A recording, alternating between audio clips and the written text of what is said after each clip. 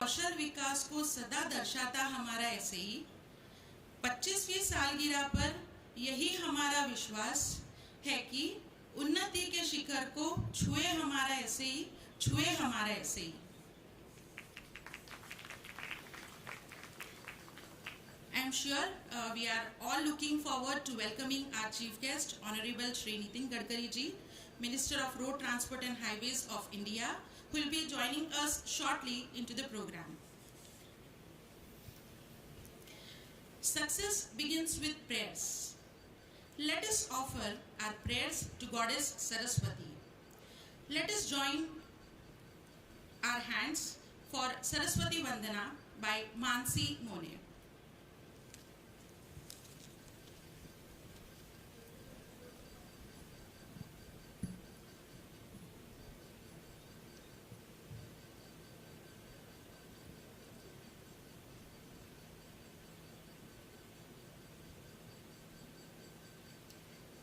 जय शारदे Vagishwari,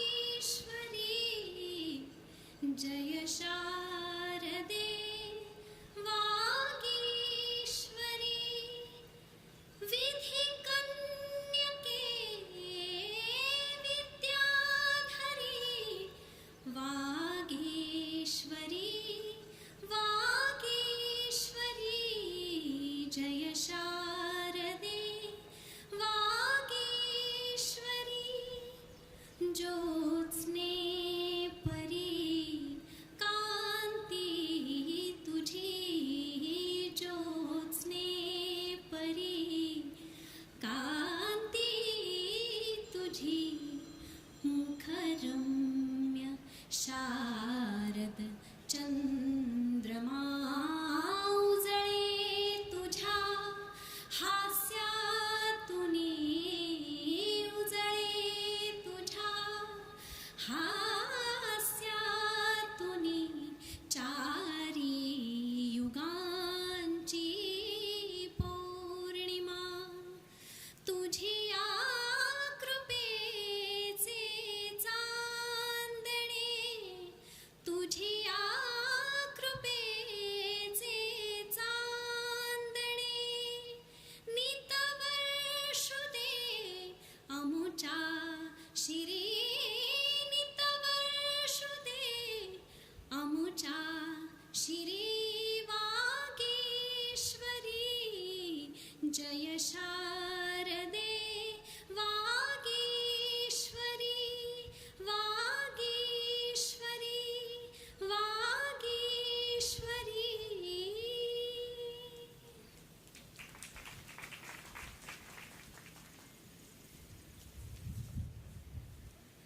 I take pleasure to introduce Mr. Sanjay Nibandhe, Chairman SAE India Western Section and Senior Deputy Director ARAI Pune. He is a visionary leader who has made a significant contribution towards the growth of SAE India.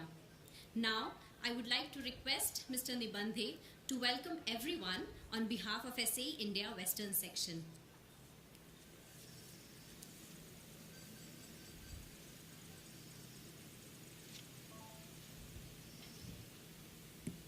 Thank you, Manasi. Welcome to all of you with this SAE ARI good program which we have planned for 25th year celebration. Is one of the milestone which I thought should be a memorable for all of us since it is being happening in the ARI premises. I still remember 1997 when the SAE first milestone was laid down by Dr. Goenka with all those people who has supported him. I can take the names of these people. Dr. Paraspe is here, Mr. Akarte, Mr. S. Raju, Mr. D.M. Barasara, Mr. G.P. Agarwal, Prakash Kulkarni, and Kishan Chandani. These are the 7-8 people, those who come forward and started thinking about SAE in India. And that's how the first thing which has happened is SAE India, but SAE in Western India Group. So that was the name which has taken forward. And being ARI is the most supportive member, which is called as a birthplace for ARI and always supported as a motherly treatment to SAE.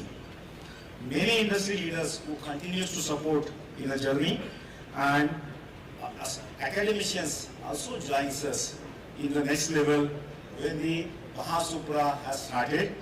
It becomes the collegiate clubs who are the first people, those who come forward, and academy has also supported well, and it has grown to such a wonderful level of more than 200 collegiate clubs across the India is one milestone which has been achieved through it.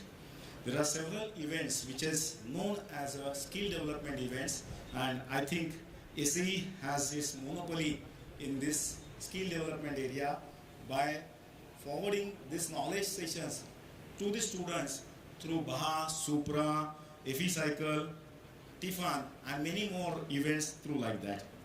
The growth of section has always progressed well with students, faculties, and industry professionals. Many programs which have been organized for students is like technical talks, round tables, workshops. Similarly for industry professionals and academia professionals is PDP and FDP as well known for that matter, and it is well received by the community. Further, SAE has a very vast dream and vision about it. How we wanted to look at it is a brand for the knowledge is through SAE, brand for a skill development is through SAE, and that's what I look at it. The not only design areas which encompass validation, which encompass manufacturing, which encompass best global practices of quality requirement, all those things will prove India as the brand for the manufacturing as well in future. So I wish that SAE also takes a bigger role in manufacturing segment.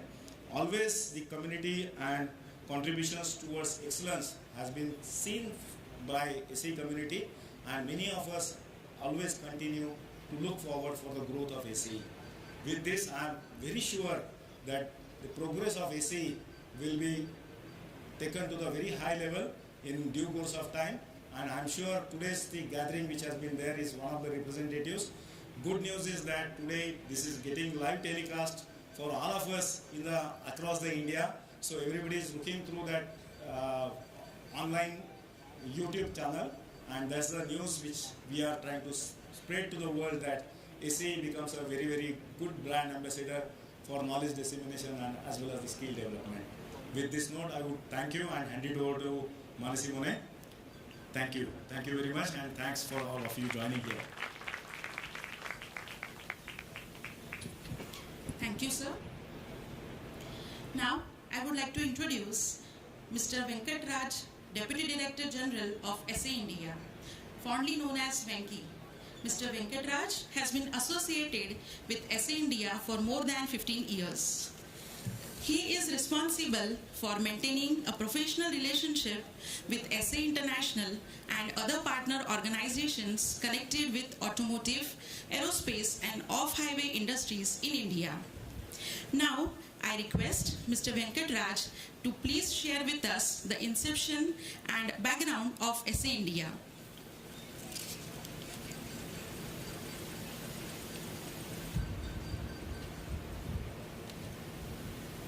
Thank you.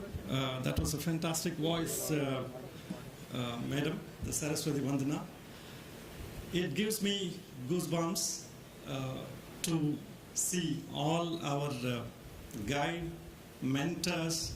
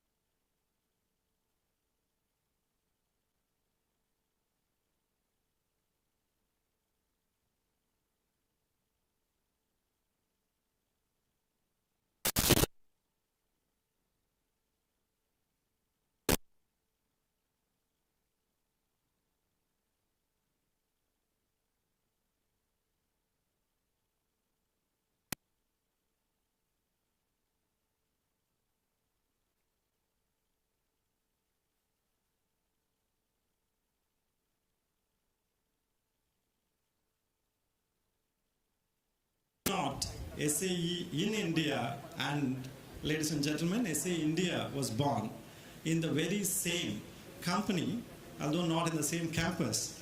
So we consider ARAI Kothrood as a birth cradle of our society. It deserves an applause. Thank you, ARAI, for continuously supporting SAE India. In fact, I'm very, very glad to note that Manohar Chaudhary ji was the first convener for 1985 and then 1996. The SEAT logo was designed by him. And there are many, many silent performers in this pandal. You know, I can acknowledge more than 20 who have contributed immensely to the progress of our society. Very quickly, because the time allocated is about 5 minutes, I wanted to tell you that we have progressed through all spheres. Whether it is signing up MOU, having an understanding with international bodies, or instituting iconic student competitions for the country and for the world, or instituting technical conferences in various trending topics of automotive, aerospace, and off-highway. I think we have scored quite a lot. Yes, the pie, the market is more. Over 600,000 mobility practicing engineers. We probably have 10%, less than 10% of that. So miles to go.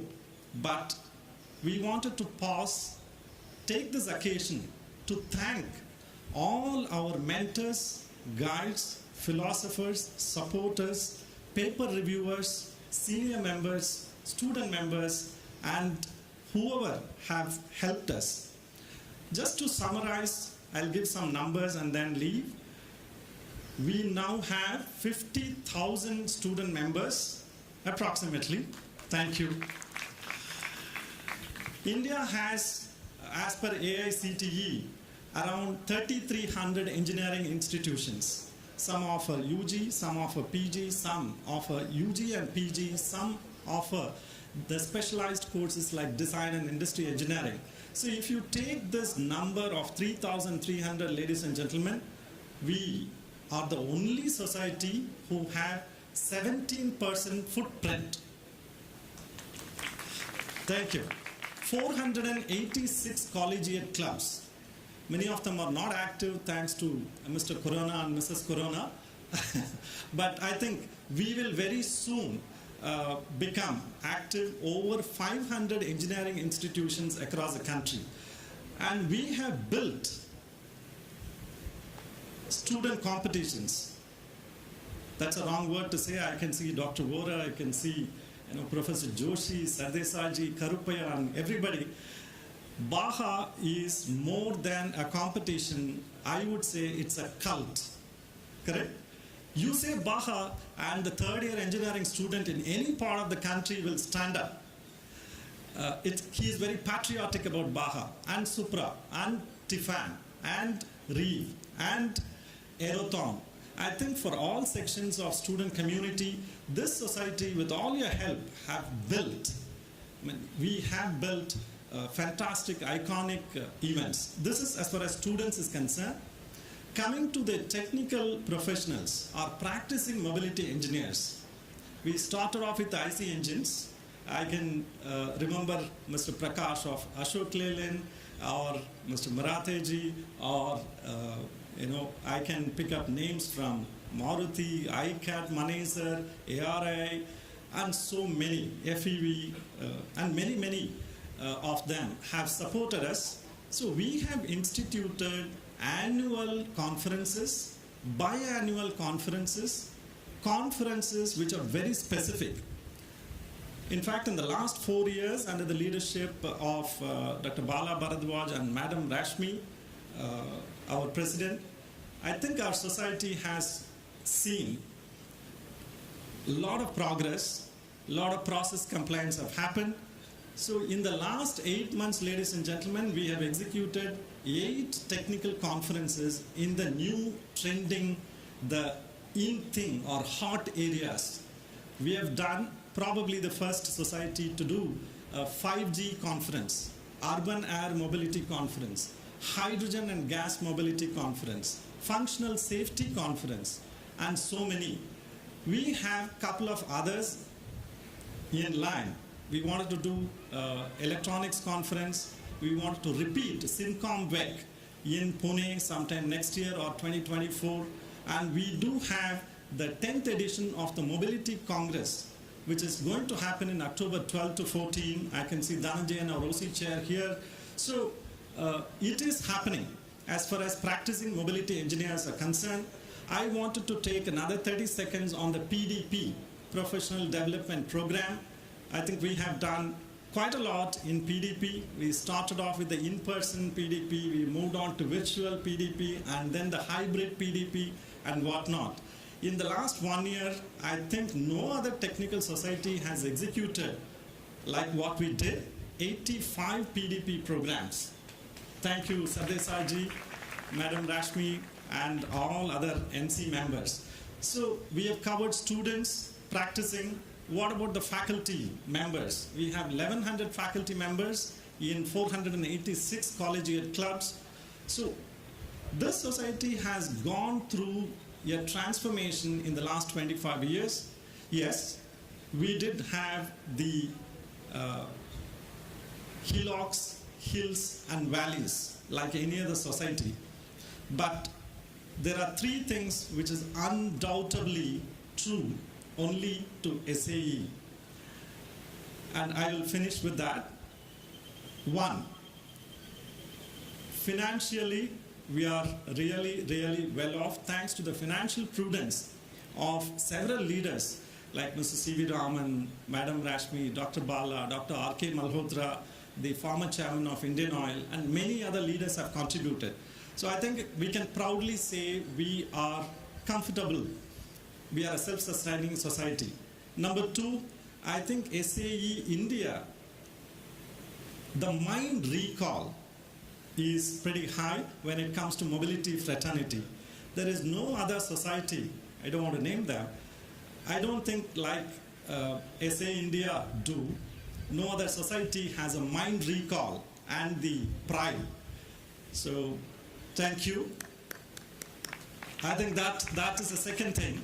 Third, we are systematically progressing on all the four stakeholders, student members, practicing professionals, faculty, and the industry captains. We have carried out several devices of vehicle delivery, that is value delivery, panel discussions or press coverage or whatever. In the last 2 years, ladies and gentlemen, we have gone totally digital. We have a digital connect officer. Our magazine has gone through a sea change. We have Dr. Shankar Venugopal here, who is the chair of BNC board and responsible for the magazine. We have a quarterly magazine running very, very well. And then we have appointed a PR agency. We have seen a lot of changes. Our LinkedIn is now 45,000 followers. Don't tell anybody, SAE International has 51. So we are there as the largest strategic alliance partner. Ladies and gentlemen, my time is up. I wanted to say that we started off in ARAI as a small crawling child. I can see smiles from the senior ARAI directors and seniors, Raju-san and Marathe-ji and all others. Thank you, ARAI, so much for taking this effort. We are really, really grateful. We are also collaborating with them for various programs now. So the faculty advises, we are thinking of doing, pandemic was a hurdle, we will soon overcome that and do it. Industry captains, I don't think any other society has enjoyed or enjoying so much of support. You know, be it sponsors, OEMs, Tier 1, R&D institutions, government. This is the only society where we had the participation of 4 union ministers. Today is the 5th one in the last 8 months. Thank you, ladies and gentlemen. Jai Hind. Thank you.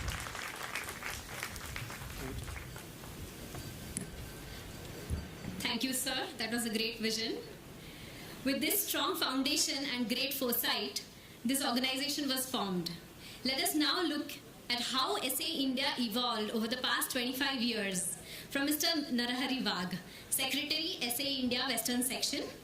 Mr. Wagh has 25 years of techno-commercial professional experience in the areas of research and vendor development.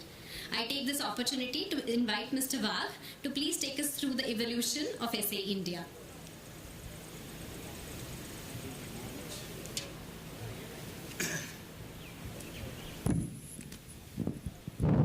Thank you, Mansi Madam. Standing and talking in front of an August gathering like this, भीती असते मनात, वाघाची शिकार तर होणार नाही ना. Anyway, I know this is a tame tiger, not harmful, so no issues. On behalf of SA India and SA India Western Section, Governing Board and Management Committee, I am Narahari Prabhakar Wagh, welcome you all once again for this August gathering, and we are celebrating 25 years of our journey in SA India. So dear friends, mentors, colleagues and my patrons, SA India, this is an enjoyable journey for 25 years, and those who have sown the seed of this SA India in 1997. We are here to celebrate the growth of SA India for the last 25 years. क्रिये विना वाचाळता व्यर्थ आहे, क्रिये विना वाचाळता व्यर्थ आहे, हल्ली वाचाळतेलाच अर्थ आहे. क्रियाशील व्यक्ती गर्तेत आहे, वाचाळ व्यक्ती मात्र चर्चेत आहे. पण before 25 years, situation was exactly different. There were no Vachal Vyakti, there were only doers, and our all predecessors deserve a round of applause for that. Thank you very much. It is my privilege to present this journey of 25 years in 5 minutes. I was given 300 seconds earlier, but then they have reduced it to 5 minutes. So I will try to finish it within 5 minutes. If I extend it a little bit, please pardon me. When you travel on the highways with an extraordinary speed, then you miss certain things on the roadsides because you have to focus on the road. So there you will miss so many things because I could not capture all these things in 5 minutes. And these 5 minutes are very crucial for all of us. How SE has grown, how much effort has been put in behind the scene, that you will realize, and I will take through that journey only because so many things are there which cannot be put in 5 minutes. So I request Sagar to please present the journey of SA India. I express my sincere gratitude towards our predecessors for sowing the seed of SA India 25 years ago. They also taught us that devotion to duty is not sacrifice. Devotion to duty is not sacrifice, it is the justification of your existence in this world. So wherever you are, किसी चिराग का अपना मकान नहीं होता, जहाँ जलता वहीं रोशनी देता है. Similarly, wherever you are, whatever you are doing, don't think that I can't contribute. You are the contributors, and those who are gathered here, they are definitely the most contributors to this journey. So this is the journey of evolution of mankind, and so ours is also evolution also. So this is, I will take it through this journey from 1994. This is not formed in 1997, but the journey has started in 1994. You can see the highlighted points. I will not take much time because it will take some time to explain it. I will not go through that. So it is from 1994 to 1998. There are some highlighted events. MIT Pune was qualified to be the first collegiate club. Give a big round of applause to Professor Roshi sir. So there are so many other events also. I will not go through that. SA India group is popularly known as SA India Western Section, was registered on 20th November 1997. This was the milestone in the history of SA India as a registered entity in the charitable trust. So going forward from 1998 to, next slide please, 1999, The first student annual conference was there. You can see that. Quarterly newsletters were published by all the sections, and especially after Western section. Then 2000 SAE India Mobility Conference 2000 was launched in Delhi. Section status was given by SAE International to us. Mr. Rajiv Randive from Stare India, he has sponsored. That was the first sponsorship we have received. So these are mostly the first things what has happened in the history of SAE India. I have tried to capture most of the events, but as I told you, when you travel on the highway with a high speed, in 5 minutes you have to reach some destination, so I am likely to skip certain things. Next please. Then 2004, Western section generated a revenue of 3.5 lakhs. That was the highest ever at that time. And 3.5 lakhs in 2004 was a really good amount. Then we have generated in next year surplus of 8.6 lakhs. The new membership schemes for students were announced, that is 4 + 1 years. Then first Baha SAE India 2007 we have launched, and Dr. Vora deserves a round of applause for that. So he has taken a lot of pains for doing this, and this is the most popular event in Indian scenario now and abroad also. So people are taking clue from that and going abroad. Most of the colleges, renowned colleges in India, they are participating abroad. Similar event like Baha. So Nasik division was also formed in 2008. Unfortunately, it is not functional now, but we are trying to revive it soon. Next. Then in 2010, Off-Highway Board was formed, and I think two of the stalwarts here, three, four, I can see from John Deere, Mr. Nitin Agrawal, Mr. Devendra Bairat, Mahesh Masurkar, and others. Don't misunderstand me if I don't take the names. So you are all there with us, and because of you, this has taken 3 years of consistent and persistent effort of the John Deere team, and we could launch this Off-Highway Board, Off-Highway, and they have taken a lot of events. You will follow in the subsequent slides. So one round of applause, definitely they deserve. Thank you very much. Then Off-Highway Board announced sign, fine, and all these programs, and they have been conducted very nicely. There were student interaction to the industry. They have taken the students from a different industry to classroom also, and especially for women engineers, they have specially designed the courses for them. Next please.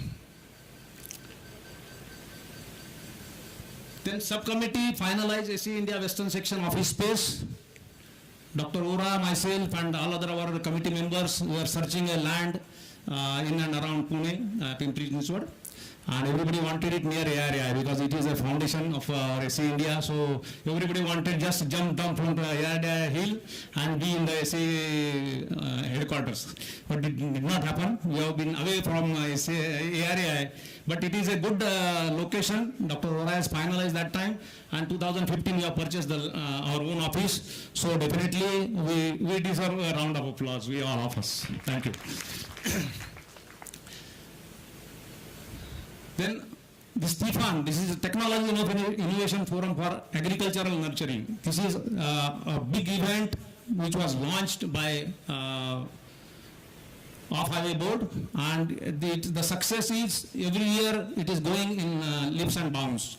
So a lot of efforts have been put by the John Deere team. I owe to them for the consistent and persistent efforts. Then the furnished office was inaugurated again on 5th July 2017. Electronics Board was launched. ITech 2017 was held in Pune, and Gujarat division also formed in 2017. I was privileged to have the first lecture in our own hall at Wakad office on the development of supply strategies. So that was the first lecture we have conducted in our new office in the hall, and I request all of you to visit our office at Wakad whenever you get an opportunity to be on that side. So I request you to visit that. Those who are not members, also being a secretary of SAE India Western Section, I appeal to all of you, those who are not members, please become the member of this prestigious society. The furnished office was inaugurated in 5th July, and then Off-Highway Board, TFAN was launched on 5th July 2018 in a big band, and that is growing now. So this is FISITA, first time in India. That was, I think, 36th event internationally, but it was the first time in India. It is a biennial event, and it has been conducted in Chennai. It was a grand success. Next.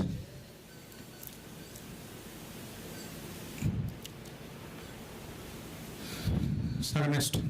Yeah. SAE India Aurangabad division was inaugurated. The speed of SAE India is increasing. We have few divisions added, few chapters also we have inaugurated in the last 3-4 years. Then 2020, the webinar, this pandemic, as Venkat has already said it, but we have taken this difficulty as an opportunity, and our honorable chairman, Mr. Sanjay Nibandhe, drive it so hard that every alternate day there was to be some event, online or offline. So the online platform was very much used in these 2 years, and this pandemic was used as an opportunity. Thanks to Mr. Nibandhe for driving this. Navi Mumbai chapter was formed in 2021. More than 60 webinars with 100 sessions we have conducted in this period. Mumbai and Nagpur chapters, another Mumbai and Nagpur chapters were formed in 2022. And all we are waiting for the concluding session of this Silver Jubilee Year in November 2022 at headquarters, Chennai, if I am not wrong. So I invite all of you once again there for the concluding session. And next is, I will just peep through the events very quickly, what has happened in last 25 years. So these are the last 2 years, you can say, balance sheet. Colas of various activities were 25 years in subsequent slides. I will show you within next 2 minutes, I think. Next. So these are the glimpses of our annual session. Next. This is the glimpses of Master Teachers Training Program, MTTP we call it. It is for AWIM. Next. This is AWIM Nationals. We have been conducted for last, I think, 10-11 years. This is for 5th and 6th standard, and we have added it for the 7th standard now, glider. This is glimpses of Baja. Though it is written as BAJA, people mostly call it as Baja, but it is spelled to be as Baja. Next. Next. Next. These are the student awards, expert lectures, courses for students, expert lecture for professionals. Membership drives, we have continued it, and we get a lot of support from our industry friends. Merger of IAE with SAE, the MOU was signed on 10th January 2002. Next. This evolution of letterhead. So every new, I think, president or chairman of SAE India Western section has tried to give something new. So there are so many, you can see it in subsequent slides. There were also experiments in some cases, you can see it. So next. Various membership forms. You can understand the efforts being put in behind this. Different colors, different contents, all these things were designed and put to the use by our predecessors. We owe to them. Next.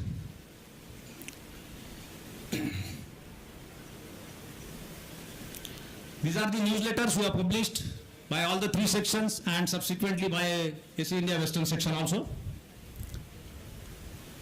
Next. This is the credentials of half-highway board, educational meet, sign certificate, sign highway sign, fine, etc. Then these are the photographs of project competitions for college students. This is the first muster of SAE India in 1997, in which it was officially formed. It was handwritten, all these things, and subsequently we have shifted to the typing and all these things, computers. Thank you very much. Top tech brochures, it is evolved over the period of time. Seminar brochures, seminars on relevant topics towards self-reliance. Brochures for TFAN, technology, one sec. Technology Innovation Forum for Agriculture Nurturing. this John Deere team has really put in a lot of efforts. The purpose of that initiative was towards bringing the youth closer to the agri sector. Now we are running away. Everybody wants IT job in AC cabin with a white collar. So who will work in the field? So John Deere team, especially I know Mahesh Masurkar and his team, they have visited so many colleges in first 2-3 years and tried to convince the people, and now this event has become a self-sustainable event, and without saying they are getting the responses from various colleges. So thanks to John Deere team. Next. This is the growth path. 2019 we had a 60,000 plus members. Due to pandemic our student membership has gone down, but that doesn't matter. Next 2 years I'm sure we will cross these hurdles. Next. So these are some events for students, engineering students, professionals, academia, then our industry friends. Next. These are some mega events we have conducted. So everybody will agree to this. It is our responsibility. Whatever we have done in the past, we should not repeat it, and we should respect the nature. We should conserve the nature. So you might have seen the red carpet instead of red carpets, we have put in green carpets. So there was a joke. One builder was coming and chopping up the trees. So people have objected to it. He said, "Don't worry, I will not spoil the greenery of this place. I will paint all the buildings with green colors." So we don't want that. We want trees and other things, not the buildings. Next. So Gangotri of SA India has started in 1997 with a small beginning, humble beginning, and it has gone to Haridwar now 25 years, and we have to go a long way to the delta of Ganges. Next. So dedicated to all who have contributed to this wonderful and enjoyable journey of SA India, including our office support always. This is very important. Through 3 T's, that is treasure, talent and time. Those who had money, they have spent initially, I have not mentioned it, but you might have seen in our presentation. Initial members, they have contributed 100 rupees at that time to meet their daily expenses. So this is how this journey has started. And now we have definitely, as Mr. Venkat has mentioned it, financially we are definitely not very strong, but we are sustainable. Evolution continues. The journey took 25 years for us to be here in front of you. Thank you very much for your kind attention and patient listening. I will conclude my journey of 25 years by Sanskrit Subhashit, and I conclude this with this Subhashit. Amantram aksharam nasti, nasti mulam anaushadam, ayogya purusho nasti, yojakas tatra durlabha. All of you are all leaders who had foresight, visionary leaders. They have led this SA India Western section and SA India as a whole, and we are proud to be part of SA India. So I conclude with my salute to all of you. Thank you very much. Thanks a lot.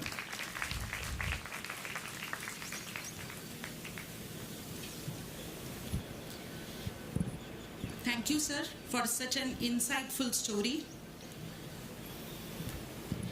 Over these 25 years, there have been so many technocrats who have shared the SA India platform to bring out great ideas and build the future. We now switch the gears to listen to such wonderful ideas from amazing visionaries. I request Mr. Mahesh Shinde, GM, Head Indoor Testing, Tata Motors, and MC member SA India, with his vast industry experience of over 35 years, to kindly chair the keynote session and introduce our speaker.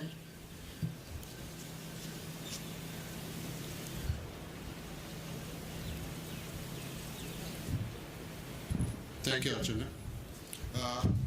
Very good morning to all. I know we are running a little late, but we'll try to make it up, so please bear with us for that matter. We have changed the gears, as Archana said, because we have been seeing the journey of SA India and SA Western section. But let's deep dive into the technical session. I know if we count the collective experience out here, it must be around 1,000 years. But there is nothing wrong in sharing the knowledge. So can I welcome and call upon Mr. Vijay Sharma on the dais, please?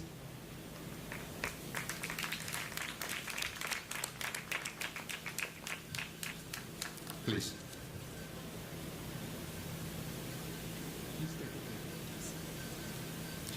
In the meantime, I'll introduce Mr. Vijay Sharma.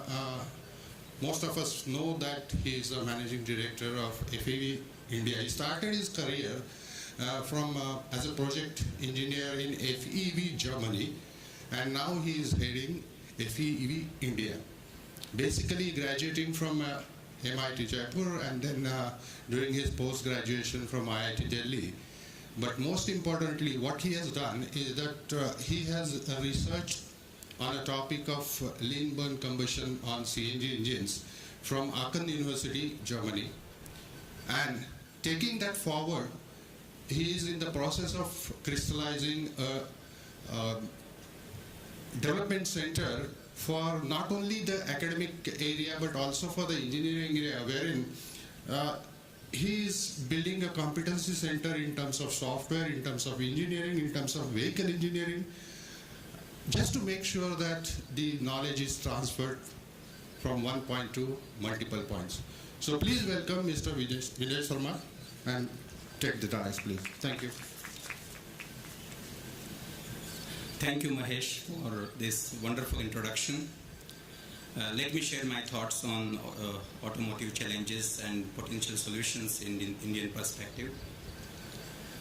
So, what I'm going to talk for the next 20 minutes about the trends into automotive industry and the associated challenges for automotive industry and recommended solutions, and we conclude this together. So if we talk about the mega trends into the automotive industry, so one topic is now there is more thrust on the clean fuel combustion engine technology, and hydrogen combustion is one of the topic which is getting more and more momentum. Beside this, the hydrogen fuel cell and e-fuel are also getting into applications. Second topic is battery electric drive, and we all know that there is a strong focus on the battery topic nowadays in terms of chemistry, in terms of design, and in terms of more and more proven validation techniques into that.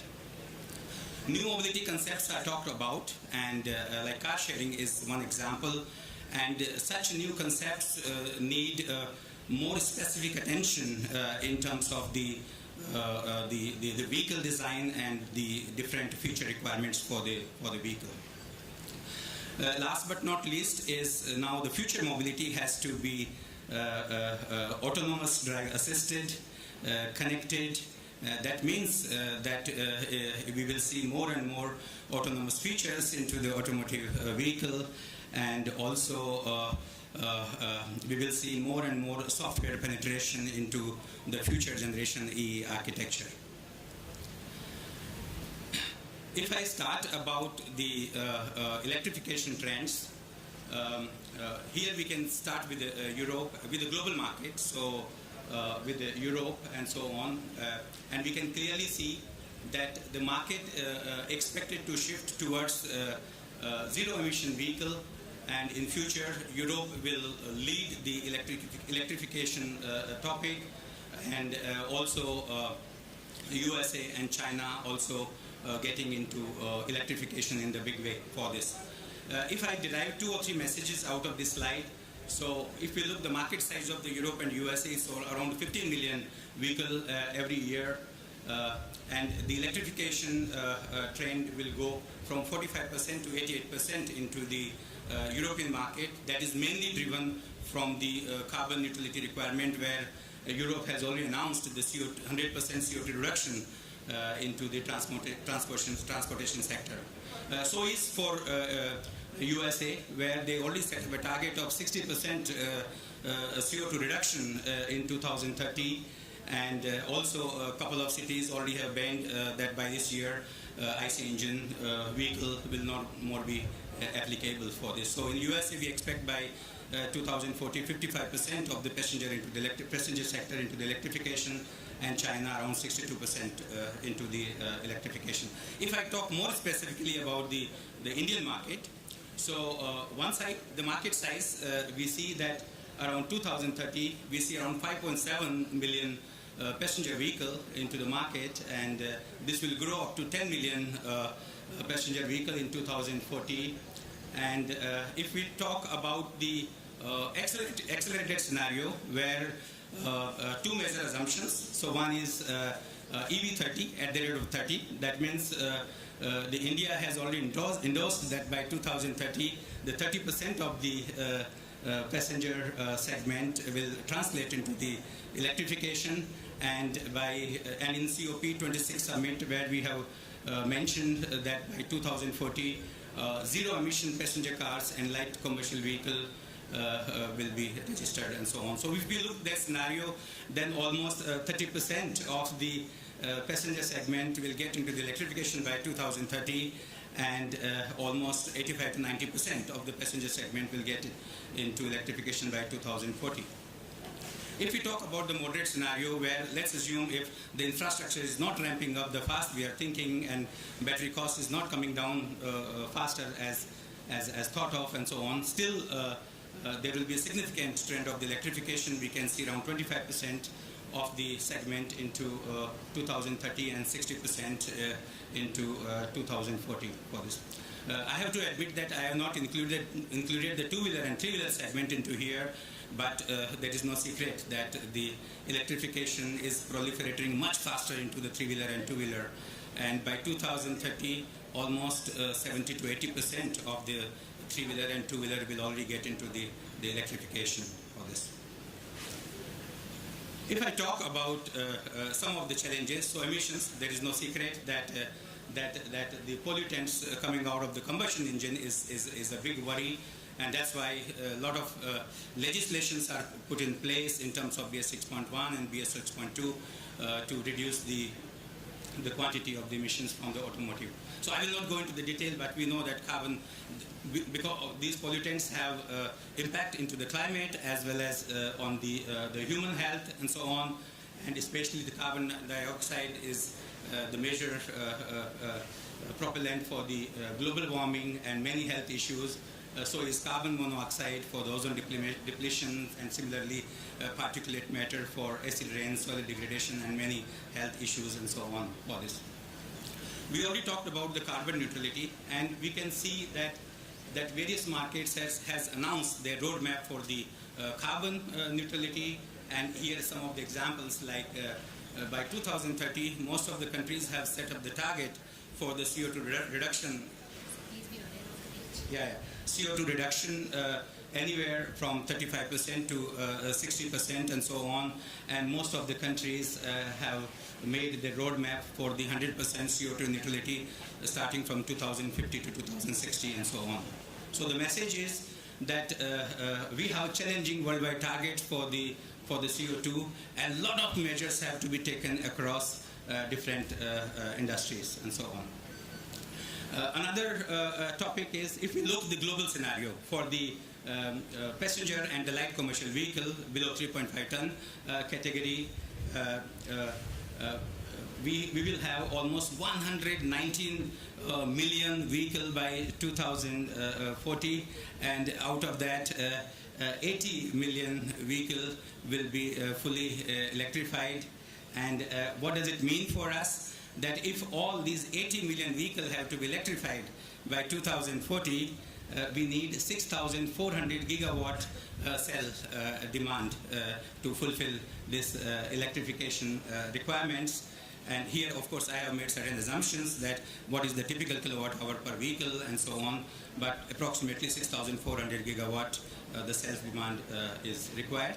If you look at the global scenario, the status as of today about the lithium cell production, so as of today, we have the market capacity of 432 gigawatt, and out of this, 77% are being produced in China, 10% in USA, and around 4% into the Europe. And now whatever the projection and whatever the plan we have for 2025, so one side the requirement is gearing up to 1800 gigawatt hour total demand, but still China will lead the lithium cell production with 63% of the capacity is coming from China, 9% from USA and 15% from Europe for this. However, the situation will change in 2030, where almost 2,400 gigawatt cell productions will come from USA and Europe, and then the cell production will be quite scattered across the globe. Another challenge or another topic is the price of the electric vehicle, and we know that battery is the major driver for the price for the electric vehicle. And if you look to this chart, so one side is that around 55% to 65% of cost of the battery is coming out of the raw material. And if we go a little bit more in detail, that what is behind that, so almost 27% is coming out of the precious metals, like for the positive electrode, cathode, and the rest is coming from the anode, electrolyte, and separator, and so on. So almost 1/4 of the cost of the battery pack is coming out of the positive electrode for this. So what has to be done in order to optimize the battery pack prices? Of course, the scaling effect, so we have to talk about the production volume, and then also the continuous improvement into the energy density, into the cell chemistry and so on, without increasing price, and of course the availability of the raw material across the world and so on. Another challenge, we all know that the electrical vehicle safety, and we have seen many fire incidents and so on. That's why it's also very important that we have to be mindful in terms of selection of the chemistry based on the application, the proper design of the battery, and full validation before getting into the vehicle applications and so on. Some of the thoughts about the possible solutions. So this is more from the social side. Can't we have a smart city or the future mobility where we can divide into the first mile and the last mile? And the first mile and last mile, we have different options for the pedestrian, for the cyclist, scooter, car, and shuttle. Similarly for the last mile as well. And for the long haul, we use more and more options coming out of the bus, subway, a train, and so on. So the idea is that we should have a multimode transportation infrastructure, and very important is to have seamless integration among these transport options and so on. So we believe this could be a nice project for one of our smart city.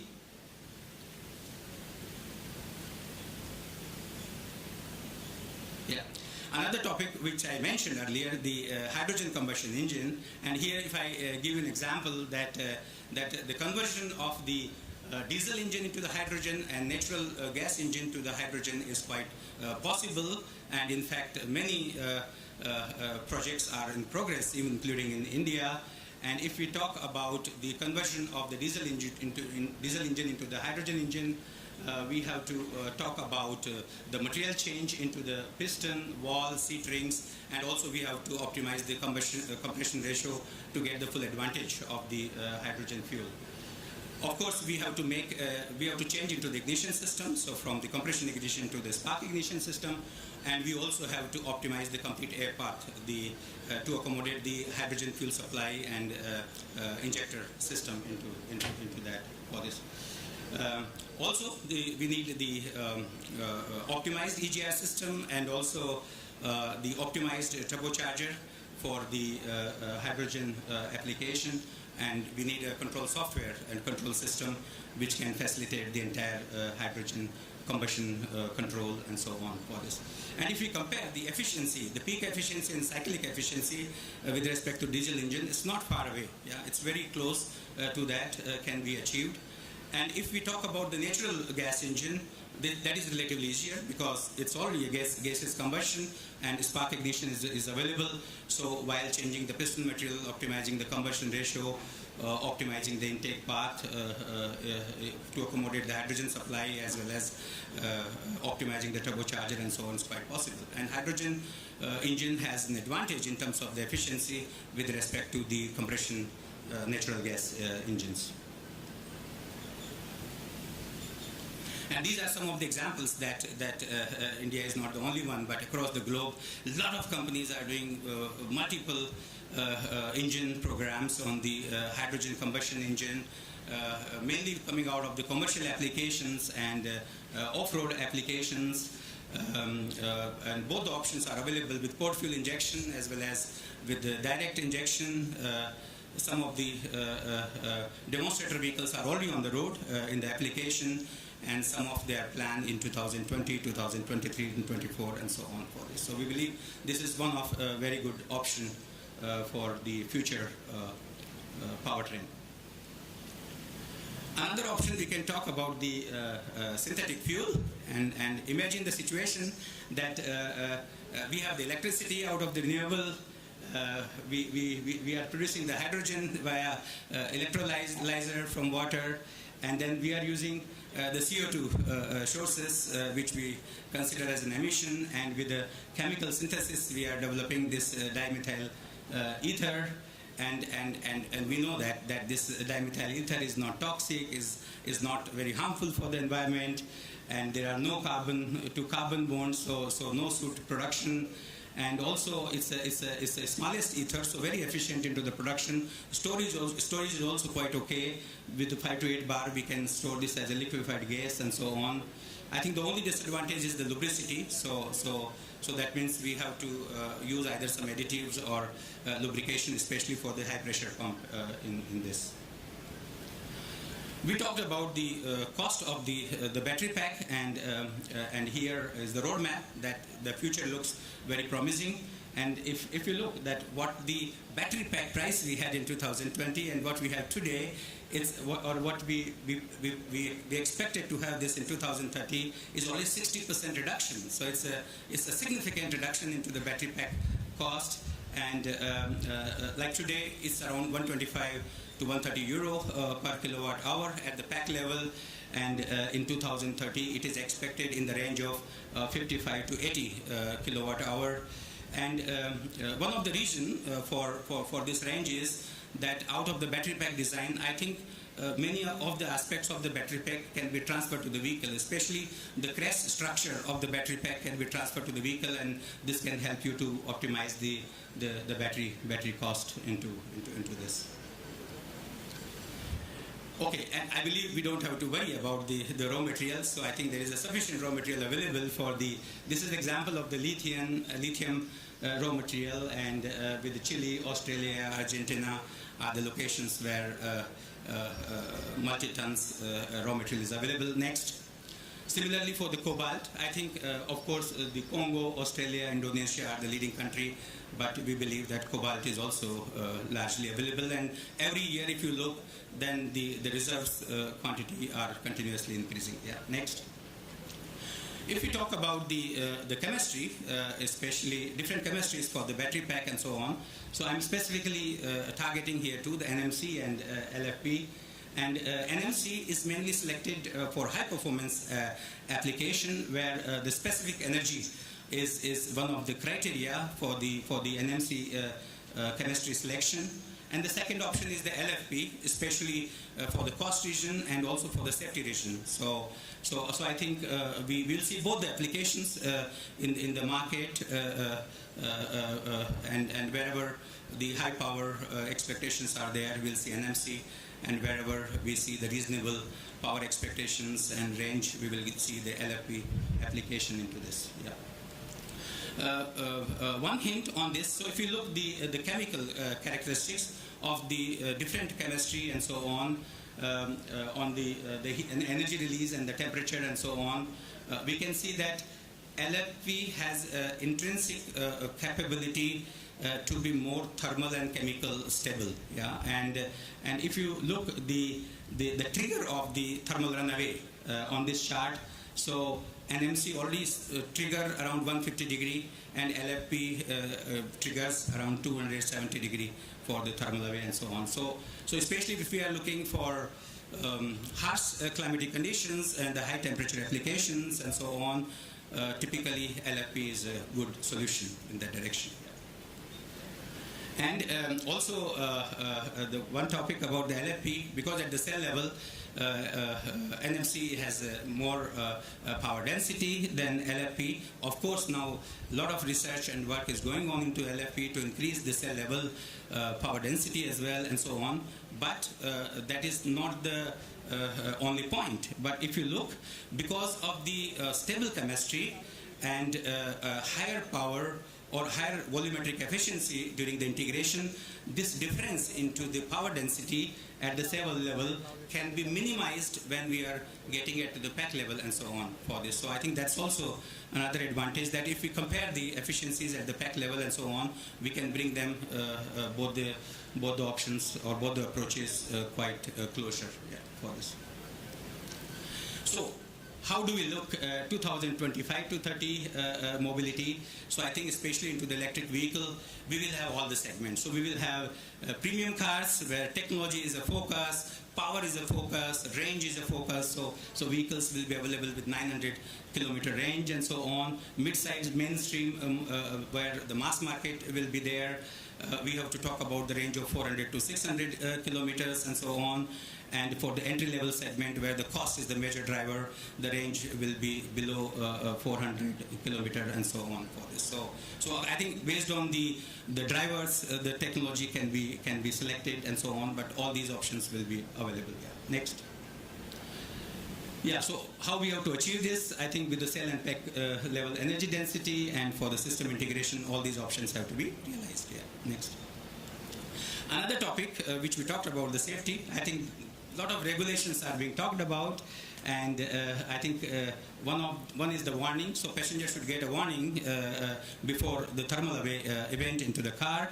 And I think China is the leading location in terms of the legislation for the thermal runaway, where they have set up minimum 5 minutes that whenever we have the failure in the first cell and the fire comes out of the pack, the driver should get 5 minutes for the safely coming out of the vehicle and so on. Now Europe is also going into that direction, and by 2023 they will implement this legislation over there. However, the future target is that without time limit. So that means in any case the fire should not come out of the battery pack. That's the target with the future design and so on. Next.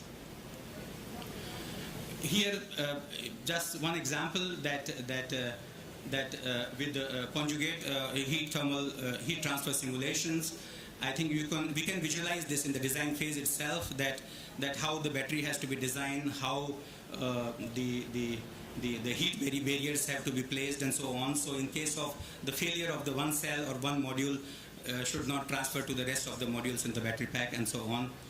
One more time, and then also the proper design of the battery pack, that in case of incidents of the short circuit and fire and so on, you should have the proper layout of the vent wall and so on. On the below slide you can see the pressure, and then it's dropping down. So after increased certain pressure, vent wall open, and then pressure releases out of the battery pack and so on. So I think all these aspects have to be considered into the battery pack design for the future mobility. Next. This is just one example that you can also, now the facilities are available. Once your battery pack is ready, whether it's properly designed or safe or not. So this is one test which we have done in our facility in Europe, and thermal propagation was initiated in this battery pack, and to check whether the design is proper or the venting is taking place, and so, and you see here, wow, so it's failed. So this is not successful, this battery pack and so on. So more work has to be done. Yeah. Next. No, next. Yeah, you can click here. This is another battery pack recently tested at our facility, and you can see that after triggering the thermal runaway, there was good design of the ventilation layout of the battery pack and so on, and after getting this cell failure, the entire electrolyte would come out as a gas from the battery pack, and there was no fire coming out of the battery pack and so on for this.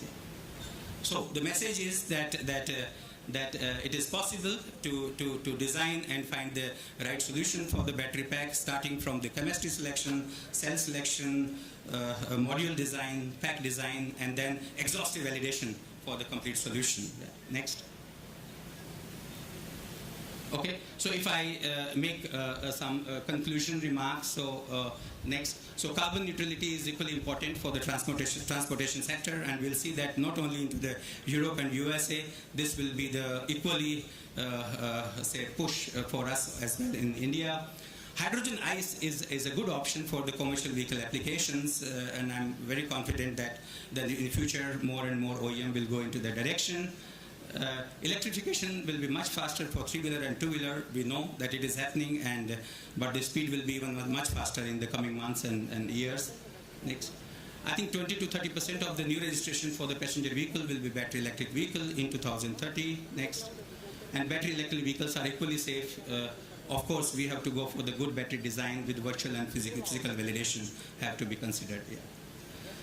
Battery electrical vehicle will be an affordable option, and rather will have better total cost of ownership in comparison of IC engine and so on. So I think the message is that the combination of measures are required in order to achieve the CO2 target across the world, including in India, and we believe that IC engine and battery electric vehicle options have to go hand in hand to support the Indian transportation system. Thank you very much. That's my presentation.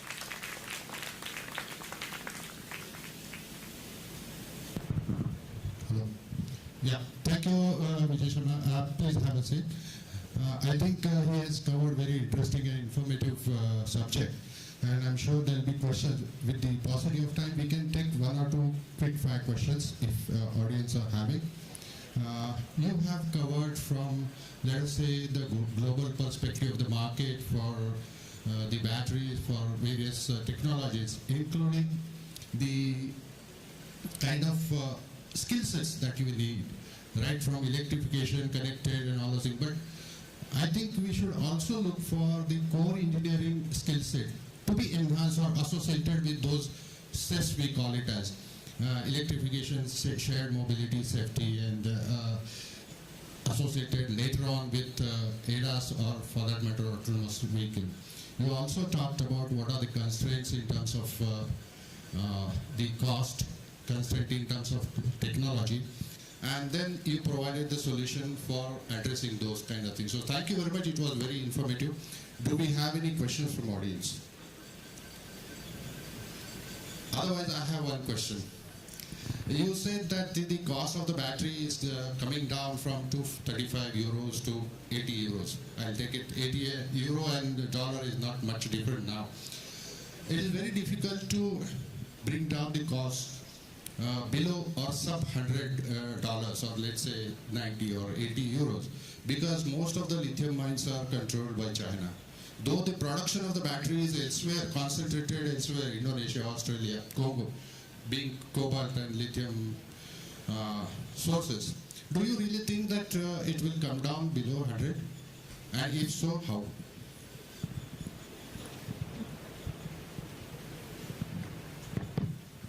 So I think I have to be politically correct because we also have a big technical center in China. So jokes apart, but I think if we look the evolution of the battery solution or the energy storage system in the last years and so on, the battery prices have drastically come down in last 15 years and so on. So I believe that that now more and more raw material is available. So if you look the reserves 10 years before and today, we have multiple times more. And also the scaling effect. Now the requirement for the battery pack and so are significantly increasing and so on. So there is a good business case also from the manufacturing aspects and so on. So I am very confident that with the availability of the enough reserves and more and more production requirements, scaling effect will brought down the cost below 100 euro per kilowatt hour and so on. Okay, thank you. If anyone is having question, they can also send it to the SAEINDIA Western Section office, and then we'll take it up with Mr. Vijay Sharma accordingly. Thank you very much. Let's give him a big hand. Yeah, sir. That was a very thought-provoking session. Now I request Mr. Shinde to please present a token of gratitude to Mr. Vijay Sharma, sir.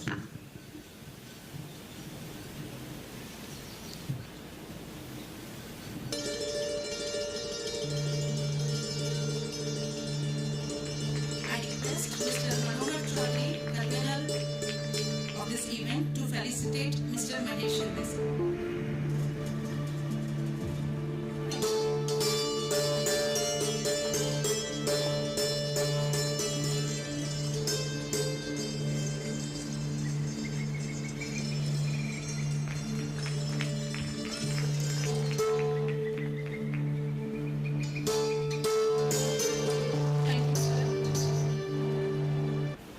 have now reached our next milestone, yet another interesting session, a panel discussion. And to chair this session, I call on stage an illustrious personality whose contribution to the engineering fraternity has been tremendous. Mr. Shrikant Marathe, former director ARAI. Mr. Marathe is an independent director on the boards of Mahindra Group companies and is a governing board member of TIFAC, Department of Science and Technology, New Delhi. He is associated with SAE India for several years and contributed as chairman of Western Section and president of SAE India. Sir, please. A round of applause, please.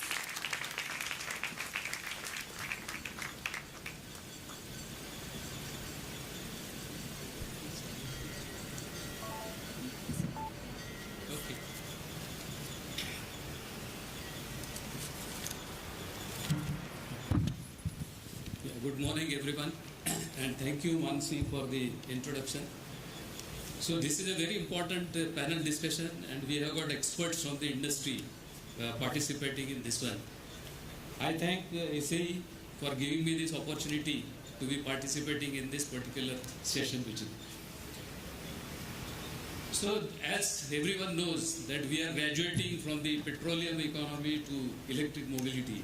And also we just heard of the hydrogen economy. So these are totally new areas, and we are going to have a lot of hurdles as we can expect, and we have to give those hurdles different kind of solutions to each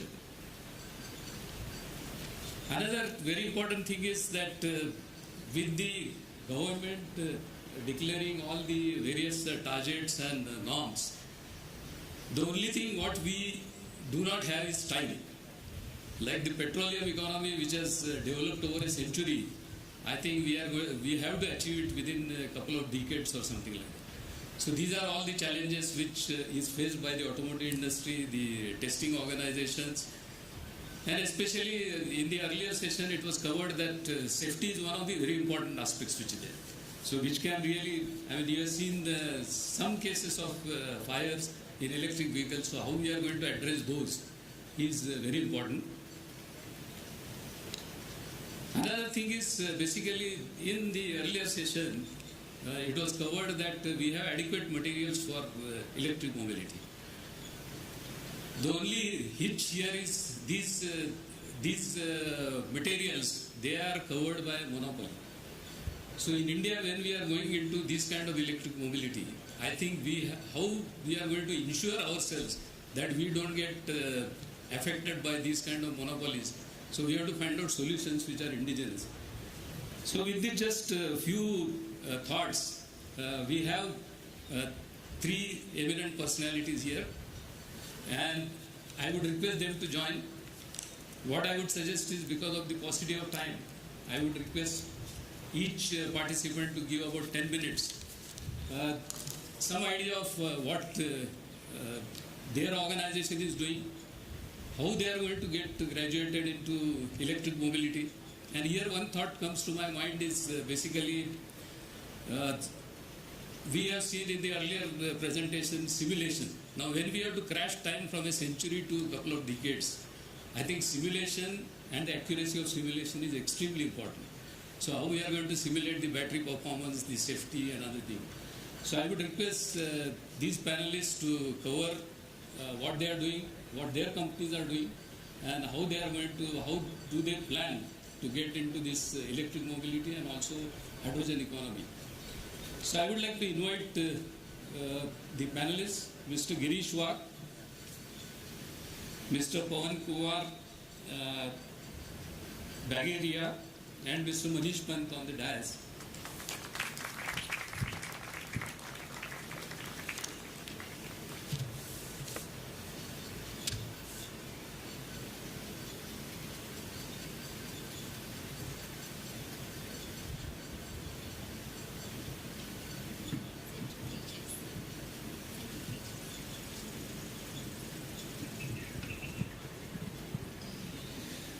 Okay. So I would like to introduce the first panelist, Mr. Girish Wag. Mr. Girish Wag is the Executive Director of Tata Motors, and he heads the CV business of the company. He is alumnus of Pune University and SP Jain Management Institute. He has got 28 years of experience, and he has delivered various segments creating an innovative products, which is very important. Now, the products which he has introduced in the past, they have created a new segments. So I think this is his speciality across passenger car and commercial vehicles. He is chairing several Tata Motor subsidiaries like Tata Devu, CV, Tata Cummins and others. He has been a member of CII National Council and chairman of SIAM CV CEO Council. He has been honored with several awards including Rising Star of Automotive News Bureau. And apart from his technical competence, he is an avid reader and he is a fitness enthusiast. I think you can see he's a fitness enthusiast and an avid reader. So I would request Mr. Wag to give the idea in about 10 minutes because of the paucity of time. I think we are invading into tea time now, but we would give 10 minutes to cover what we are doing so that the members can get a good idea of how we are progressing. Thank you, Mr. Marathe, and good morning to my co-panelists and good morning to all of you. I think it is indeed a pleasure to be here. Yes, I think all of us are actually waiting to hear Mr. Gadkari, so we won't be coming in between, right? So we will try to do it even before that within 10 minutes. So I think one of the key trends which we are seeing in auto industry, both passenger vehicles, commercial vehicles, and obviously I think the first one amongst them is sustainability. So electrification I consider as a part of sustainability, and that is the first trend. The second trend, of course, is on safety and how we look at it from Indian perspective. And third one, I would speak about shared mobility, which is so very important for India. So as far as electrification is concerned, I would say that from the technical side, technology side, I think Mr. Vijay has covered very well in his presentation, very comprehensive presentation. So let me try to address it more from the market side on electrification. I think 5 years back, when we were looking at electrification as a trend, most of us were skeptical that is this transition really likely to happen. I think today, in 5 years, the question is not about whether it will happen, but by when it will happen. And I think Vijay also showed in his presentation that by 2030, at least 30% of the vehicles will become electric. And I completely subscribe to that. And depending upon the segments, I think the penetration may happen at a differing pace. So as you said, I think two-wheelers, three-wheelers may happen much earlier, much faster. In cars, I think will follow two-wheelers and three-wheelers.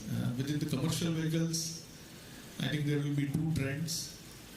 First is for closed-loop operation vehicles, which is last mile distribution, as well as last mile passenger transportation. So, small commercial vehicles and buses will move towards electrification pretty fast. And I think similar penetration as in passenger vehicles can be seen in these two segments. In fact, I believe that buses, the way the government has been pushing the agenda, can actually reach that 100% penetration much earlier than passenger vehicles.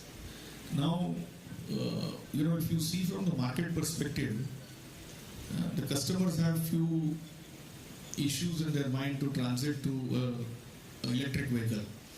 The first one is range anxiety, second is about safety, third is about range, and fourth, of course, availability of charging infrastructure. But I think in our country, I believe that the charging infrastructure will be made available much ahead of what we think whether it will be. And as far as range anxiety is concerned, with the development of technology, I think that should be a matter of past, and in fact Vijay presented that cars will reach a range of 900 kilometers. And you see for buses, we have already started talking about a range of 300 kilometers. And when we are operating in a closed loop operation, you can use opportunity charging also. I think range, in my view, won't be an issue at all. As far as charging infrastructure is concerned, I think in most of the personal vehicles, I think now we are making both slow and fast charging available. So slow charging is something that we can do at our residence also. So I think charging infrastructure should also not be any concern. I think the government has been playing a very, very important role in my view in terms of incentivizing electrification. So whether it is a FAME phase 1 and FAME phase 2 for two-wheelers, three-wheelers, small commercial vehicles and especially buses. I think the government, which is on the demand side. On the supply side, I think last year the government has come up with the production link incentive, both for OEMs as well as for auto component manufacturers. And in addition to that, I think they have come up with a specific PLI scheme for advanced chemistry cell to start localization of batteries. So we saw Vijay's pie chart where bulk of the cell manufacturing is happening outside the country. I won't be surprised that I think India enters that pie chart pretty soon, because there are quite a few companies and groups which are interested into cell manufacturing, including the Tata Group. So this is what I would say about electrification. Coming to safety, very quickly, I think I must say that under the leadership of the chair of the Honorable Minister who will be joining us soon, I think the country has made significant progress in terms of safety regulations. And this is not only on the passenger car side, I think even on the commercial vehicle side, there has been a good progress made on safety. I would say, in the megatrends, we always speak about autonomous as one of the megatrends. And I personally believe that autonomous needs to be customized for Indian requirement to give more and more features on active safety and see how we can start avoiding accidents. I think today the number of accidents and road accident related deaths are very, very high in the country. And I think all technology fraternity need to use their knowledge to customize the autonomous technologies and not necessarily get into level 1, 2, 3, 4, 5, but deliver specific solutions, especially in the area of active safety, which can reduce the accidents and accident-related road deaths in the country.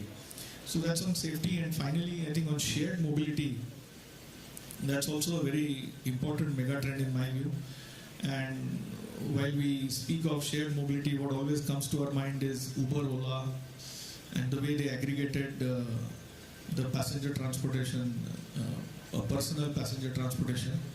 But I think equal amount of revolution is happening in mass transit or mass public transportation. And as I said earlier, very fast electrification will happen for the last mile passenger transportation. I think if you see here, the government has been very, very aggressive, and they have come up with not just the FAME phase 1 and FAME phase 2, but in addition to that, I think they also came up with this aggregated tenders for buses for public transportation in various cities. And we've already seen that now the total cost of operations in these buses, electric buses, have already gone below diesel. Right, so Vijay, you were showing in your presentation that TCO will be lower, and that's something not only in two-wheelers but even in buses. I think the TCO is seen as lower than that of diesel. And I think this new model of shared mobility in buses, which is about more of own and operate, is a completely different model. Earlier it used to be the OEMs used to sell the buses to the state transport undertakings. Now it is about the OEMs owning and operating the buses, and it's a very good win-win-win model. It's a win for OEMs, because in the diesel buses where we used to sell the buses, there hardly used to be any profit margin. Now when we own and operate, we can look at the entire life cycle spanning almost 10 years, and we can actually introduce a lot of efficiencies in the entire value chain, and therefore have some financial margin also. If you look at the end consumer, I think they are getting much better and comfortable transportation as compared to, if I may say, the dilapidated buses and the infrastructure. So they can get into now air-conditioned buses, electric buses, and also a lot of comfort, convenience, and reduced noise. And then finally, I think it is also a win proposition for the state transport undertakings. I think many of you know that most of the state transport undertakings are actually loss-making, and the government has to pitch in with capital expenditure every time the buses have to be purchased. Now with this model, the state transport undertakings will only collect the revenue and give the cost to the OEMs or the agencies who will be running the buses. Believe me, the cost per kilometer with this model is actually going below what is their current cost of operating a vehicle per kilometer, the current diesel and CNG vehicles. So with this, I think there is a clear win-win-win happening for all the three important stakeholders. So to summarize, I think electrification as a part of sustainability, safety and shared mobility will clearly be very important trends in India. Last point that I would like to add, I think there are still some skeptics who say that when 65% of the power generated in the country is through fossil fuels, does it make sense to push for electric vehicles? I think let me mention here that the Honorable Prime Minister has already said that we have to become net zero by 2070. Now, if the country has to get to net zero by 2070, we have to work in every part of the value chain towards electrification and not wait for the other part to electrify first, right? And that's one part. And second is the rate at which the renewable energy percentage has been increasing is phenomenal. I think we have already reached 27% of our energy generation, electricity generation in the country now is renewable. And the target which was publicly announced for 2030 has already been reached at 2022. And now the next target has been announced that by 2030, 50% of the energy or power generation in the country will be renewable. So I think the government has been taking very, very decisive steps, moving very fast. And due to our dependence on other countries for energy, I think energy security being absolutely important for economic growth, I think this hydrogen economy actually provides a very, very good opportunity for the country, and the government will be pushing towards net zero much faster than what it has been announced. And therefore, in that, whatever role we have to play, and here we have to play the role from tank to wheel, and that role I think we are committed to lead and play this role in the entire value chain. Thank you. Mr. Marathi?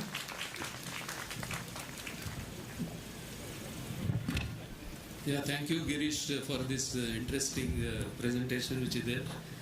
And after listening to you, one of the largest vehicle manufacturer in the country, I think we get confidence that we are going to go into electric mobility and we are going to succeed in that.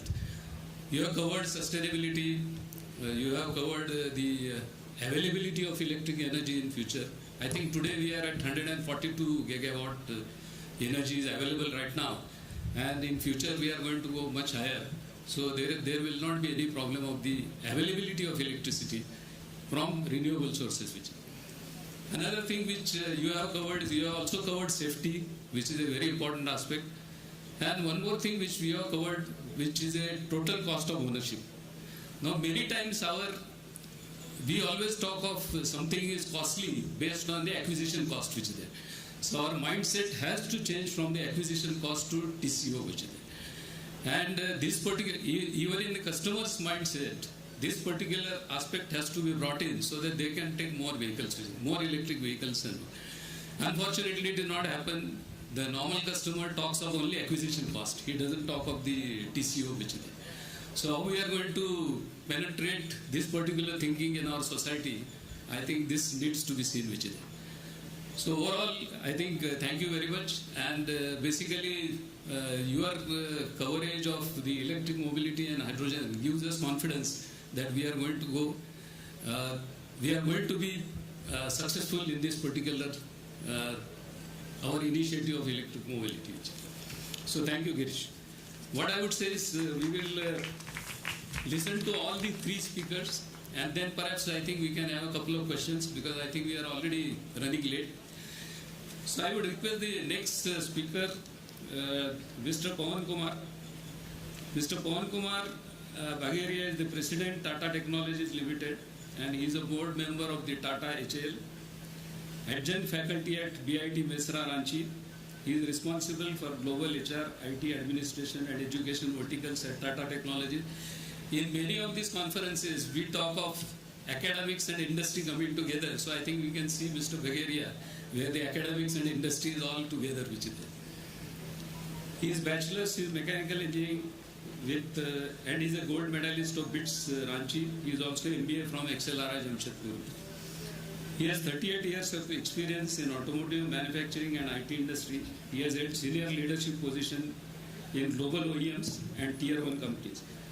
He served as IT director at GM International Operations and was deeply involved in the IT strategies for the GM companies, IT for new plant launches in the Asia Pacific region. So we are eager to listen to Mr. Pawan and how his company is getting into this new paradigm of electric mobility. We would like to hear from you, sir. Thank you, Mr. Marathe. Good afternoon, everybody. Thank you for inviting me, and I want to congratulate SAE on the Silver Jubilee celebration today. And we saw the milestone and the journey. I think every organization would be proud of the kind of journey this organization has gone through. And I think organization like this is going to have much bigger role because one of the things which a lot of people are saying that automotive industry has evolved, but the rate of change which we see now, maybe in last 50 years, whatever changes have happened, we will see more changes in next 5 years. So that's the rate of change which we are dealing with as far as automotive industry is concerned. I'm from Tata Technology, and we primarily we are a niche engineering company, and we focus on automotive, industrial heavy machinery and aerospace, and we are focused on full vehicle design and also on the IT side to ensure that the fulfillment areas are also taken care of. So that's what we do. We have been looking at the trends in automotive industry and all the highway industry also in terms of how it is going. I think all of us are very, very aware of the S's which people talk about. A stands for automotive, autonomous, C stands for connected, and then E for electrical, and then finally S for shared. Now this has been we have been hearing these words, but I'm happy to say that the way we see these trends, autonomous, which Girish pointed out that every country will have to adopt it. The good news is that by 2040, we are looking at autonomous will be there in 66% of mobility. And out of that, almost 51% will be from services mobility, whereas as far as personal mobility will be concerned, that will have about 11%. So autonomous vehicles are going to come. Every country will have to have their own roadmap, and we will have to plan it accordingly. Similar thing for connected. While the small connected features are coming in the vehicle, but by 2030 we are looking at 91% of the vehicles having connectivity. Electrical, I think Vijay as well as Girish talked about, it is here to stay. However, one comment which I want to make, and I think Mr. Marathe made reference to that today we import oil from Gulf, and tomorrow if we focus on lithium, we will be importing lithium from either China, Chile or other countries. So we will be shifting the import problem from one destination to another destination. And so definitely when we look at electric, in India we will have to find our own solution, we will have to find our own battery chemistry, and we will have to find our own channel. So that is a challenge, I think, and that's where hydrogen might become one of the very important parameters for our country. And then when we talk about shared, now this is actually all about changing customer preferences. Big change is taking place, and the small example is our, you can say, mobile phone. We started with a basic feature of talking. Today the mobile phone does our internet, it does all this thing, and then it does payments, it does ticket booking, whatever you want to do. The expectation is that the vehicles will become next integrators. And just to share one statistics with you, that in 2010-11, 7% cost was in electronics and software in vehicles. And by 2030, we are expecting 30% of the cost to be software and embedded. And that actually points out to a very, very different kind of change which the auto industry and mobility industry will see in time to come, because what skills were required earlier are the skills which are not going to be sufficient to run the industry. And with that, whatever we have seen now, I want to point out a couple of challenges which we should see. We talked about vehicles catching fire, which is a very visible thing. But with 30% software and hardware which is there, cyber security is going to be a big issue, where somebody at a distance is going to hack your vehicle, make it to accident, make it to do anything which you have not planned for it. And today, lot of dollars need to go in cyber security if we want this particular movement to be successful. And it will be successful, but the direction of dollars will be that. The second point which I want to bring up about this area is talent. Now, in our time, people used to say mechanical engineering is an evergreen branch and you will have all the jobs and everything will be there. But if you look at the trend, automotive industries will have thousands and thousands of software engineers and electronic engineers if they really want to be playing in this particular field. So that's something which we will have to really look at. The third challenge which I want to really bring out is for India especially, that we need to find our own electric solution. The material which is not there in India, if we are going to put all our research dollar in adopting the technology, where again we'll be shifting problem from Gulf countries to some other countries and different geographies, then we are really not going to be very successful, and will be living with a lot of constraints. So I think in the end, I just want to say, given the time constraint, that I'm very, very optimistic and bullish. It's going to create a lot of jobs. There will be a lot of data generated in the process of these vehicles, and we will have to really look at the data generated monetization opportunities if we want our businesses to be more profitable. And our focus needs to change from mere body engineering and those areas to hugely in software and electronics space to really leverage what we have today. Thank you. Thank you, Pawan, for this interesting talk which is there. He has brought a couple of points which are not covered earlier. One is cyber security, which is extremely important. Because in India, we believe that we are always our vehicles and we are always controlled by God. Now, tomorrow, our vehicles will be controlled by hackers, cyber security hackers. So, this is a very, very important point which we must look at. He has also covered on the material aspect, and we have to develop materials here. So, without, I would request now Mr. Manish Pan and introduce, because I got information that the Honorable Minister is going to come in another maybe for 7-8 minutes which are there. So I would request Mr. Manish Pan. Introducing Manish Pan is Manish heads John Deere's Enterprise Technology and Engineering Center in India and Mexico.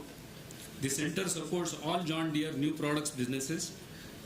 He is MITS Pilani alumnus and has 29 years experience in various OEMs. He also has led innovation and transformation project. He has been responsible for delivery of projects and business expansion plans in more than 20 countries. With his rich experience at GE, Honeywell, Capgemini, Eicher, he is now enjoying entrepreneurial mindset in conglomerates. He enjoys transforming organization from product-centric mindset to solution provider organization, which I think is a very, very important thing. Because in India, the problems are going to be different and they need different solutions. So we cannot just copy that.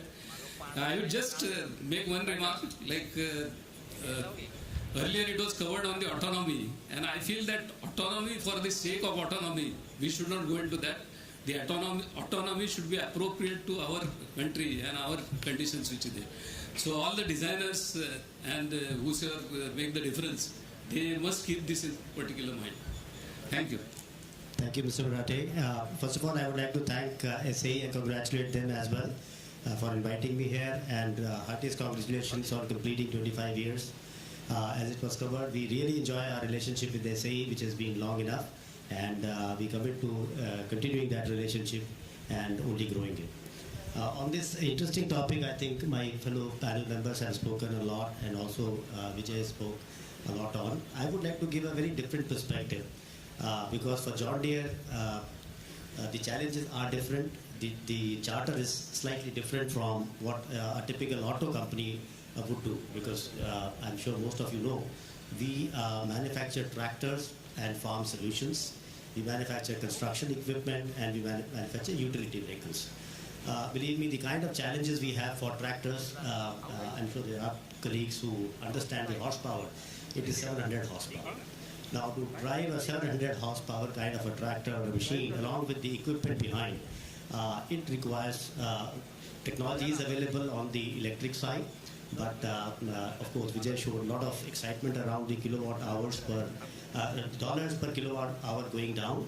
But what is needed is the range to which can drive the tractors as high as 700 HP horsepower. So definitely for John Deere, the focus I would like to divide is four. One is, of course, electrification to drive sustainability. Girish also covered that. But there are challenges there. But what we are essentially focusing on is how the tractor and the farm equipment which is going behind, how these two different machines work in tandem through the connected infrastructure. So V2C connectivity, V2I connectivity, and machine-to-machine connectivity is what we are strongly focusing on, essentially to drive the higher yield from the farm, higher precision in the farming, row-to-row distances, and soil conservation, which I think even Vijay also covered in his presentation. Soil conservation, and most important is the water conservation and optimal use of fertilizers. So our focus is somewhat different, I would say, from a typical four-wheeler bus manufacturer or a two-wheeler manufacturer. So those are the key focus areas that we are driving, and a lot of autonomy to autonomous is the key theme that we are trying to drive, making our machines, and when I'm saying machines, it is both the machines, the farm equipment as well as the tractor, working in tandem, driving higher automation, and making it more and more autonomous through connectivity to the clouds. That's one big focus that we have. Electric, of course, is a focus for us. And lastly, I think Girish also covered about the fleet management. So for us, the fleet management has a completely different connotation. We are not talking about renting tractors, but it is about how we can optimize or reduce the downtime of these machines. You know, all these machines, whether it is construction machine or it is tractors, both are required to operate in a certain season. And if the machine is not available during that season, huge liabilities are there. So for us, the fleet management essentially means making the machine available during the time which is required either for farming or for construction. So just summarizing, for us the key priorities are autonomy to autonomous, working on connected machines and connecting them to the cloud and to the rest of the infrastructure, and also looking at cost aspect, because cost, as all of you would understand, is a sensitive topic. So we are also looking at some of the very, very unique ideas, like I think if the tractor is autonomous or the construction machine is autonomous, do we need a cabin? So we are looking at offsetting some of the price increases that might come from the battery or the expensive electronic infrastructure through these by changing the basic machine form. So those were some of the views. I know we are hard pressed on time. I can talk at length on this very interesting and passionate topic, but with that I would like to just conclude and thank once again SAE and thank Mr. Murate for introducing me. Over to you, sir.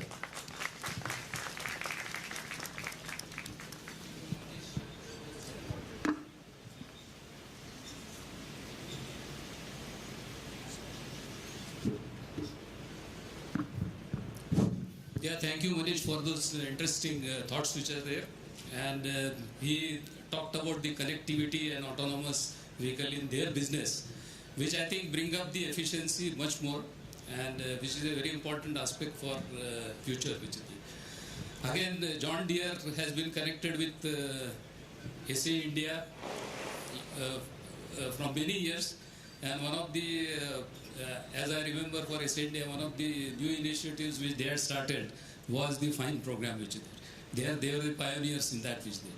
So SAE India also thanks John Deere for all their support, and I am sure that with the changed environment, their company is going to contribute a lot in future, which is there. Unfortunately, because of the paucity of time, I don't think we can take any questions, but all the eminent speakers are available, and I think individually you can approach them and clear your doubts. So thank you once again to Girish, Manish and Pawan for their interesting presentations, and thank you so much, Vijay. Please be seated. I request Marathe sir to please present the panelists with a token of appreciation and gratitude.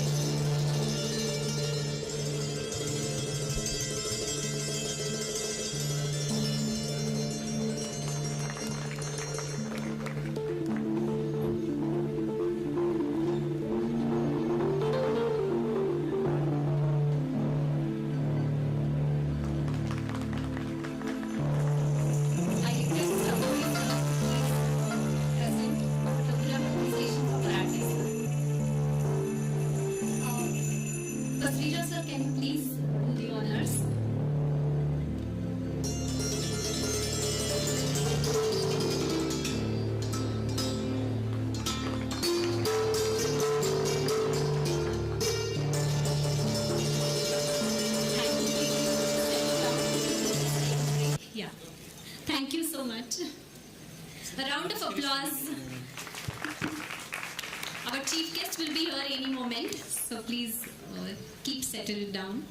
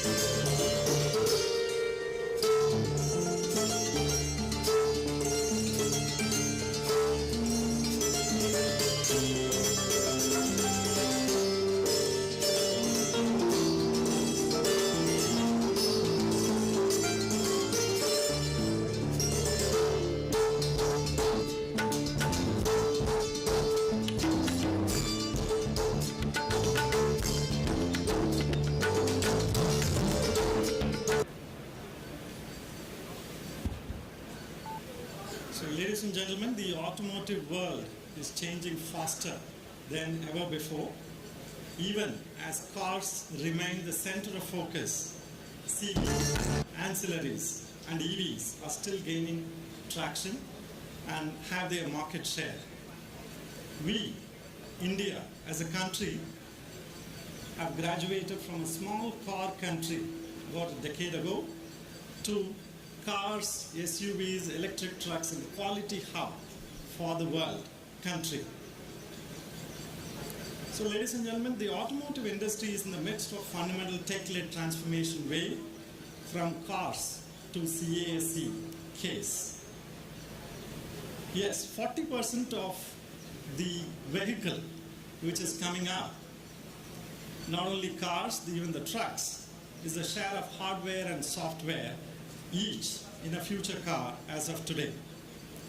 In today's automotive market, car companies are no longer merely assembling mechanical parts, but developing a complicated COW, computer on wheels. So much of software and hardware together has to put together. From transportation machines on outright purchase to vehicles as a service in the future.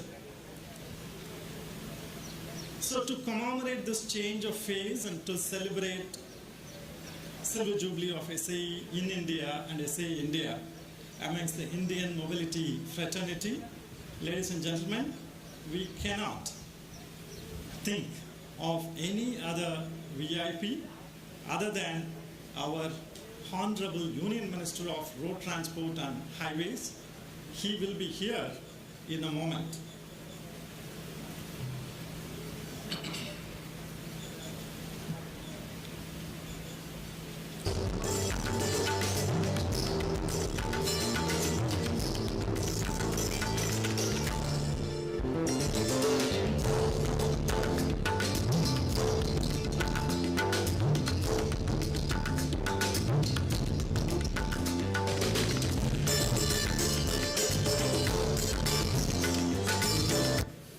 Better?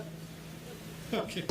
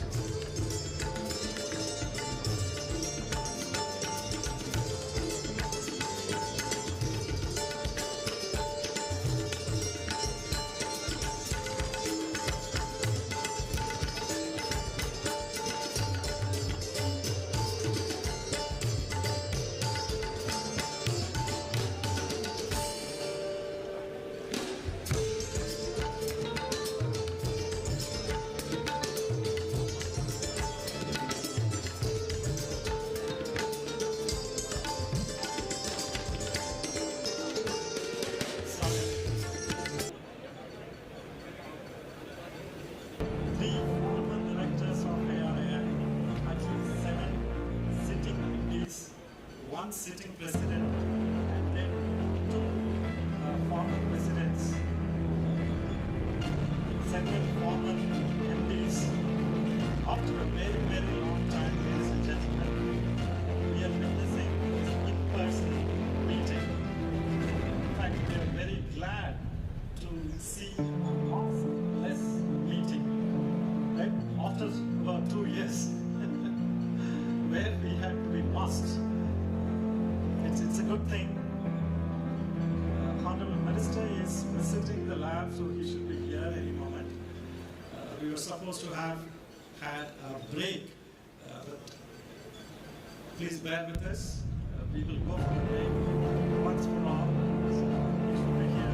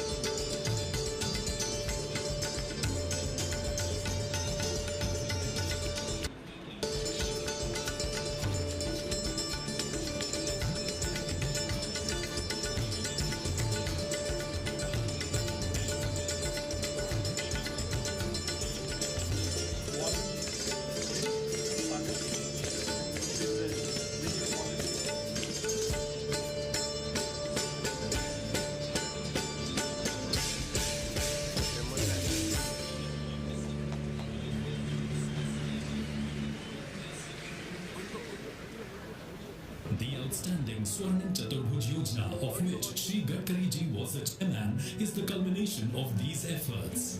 55 flyovers dotting the city have made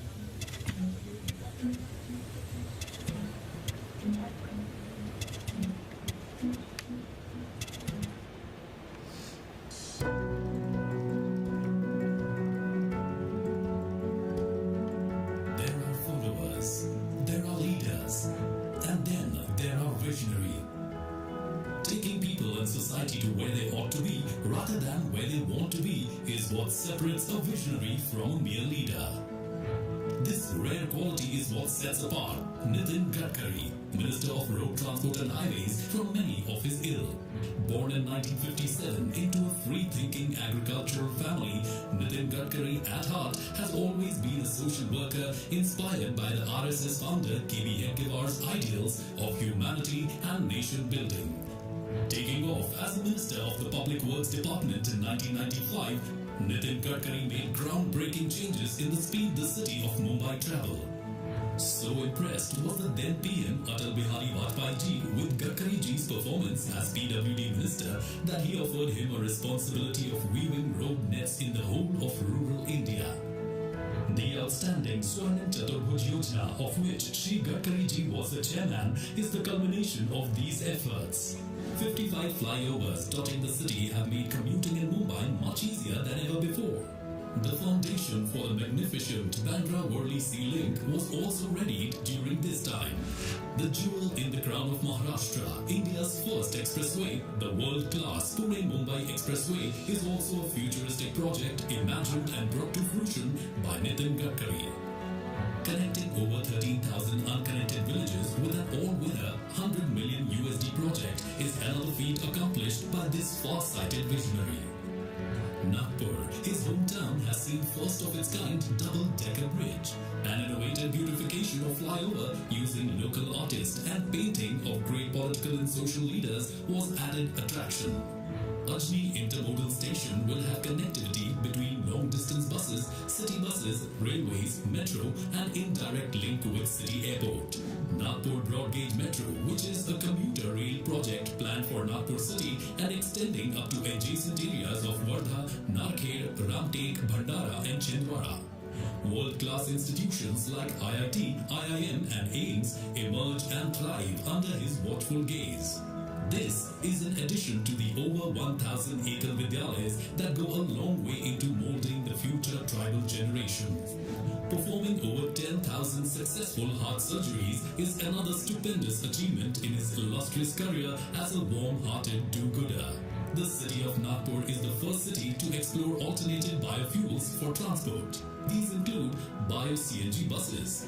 His innovative idea of India's first of its kind CNG-run tractor has proved to be farmer-friendly, cost-effective and helping in reducing air pollution. In a historic push for biofuels, Gadkari ji is introducing flex engines which will run on 100% ethanol, directly providing additional income to farmers and the agricultural sector.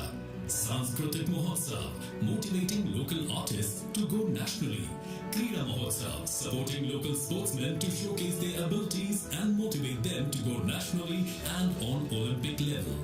Projects like AgroVision are helping farmers with latest technologies and practices. His idea of using sewage water for power generation, use of ethanol as fuel, have added a whole new dimension to the city's development program. As India's current Minister of Road Transport Highways, he has re-energized the whole sector with his clear vision. With more than 40,000 kilometers of national highways constructed in the last 7 years, 60,000 kilometers of new roads under his supervision are being constructed. The speed of road construction from a mere 3 kilometers in 2014 has grown to 40 kilometers in 2021. The dazzling Delhi-Mumbai Expressway has set 4 new world records with 12,500 cubic meters of concrete being laid down on the 4-lane stretch of 25.4 kilometers. These world records are as follows. Highway construction rate at 37 kilometers per hour. Construction of 2.5 kilometer long 4-lane concrete road near Vadodara at Delhi-Mumbai Expressway in 24 hours. Laying down of 26-kilometer long bitumen road at Solapur-Bijapur section of NH52 in 21 hours.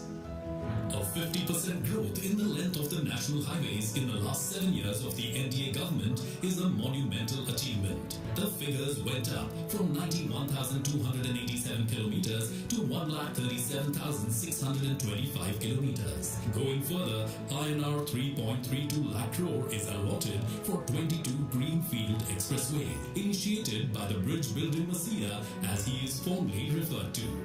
Bharatmala and Sagarmala, two world-class access-controlled expressway projects led by Nitin Gadkari, are presently in various stages of construction. The Bharatmala project seeks to eliminate the perennial road traffic movement in Broglio across the country.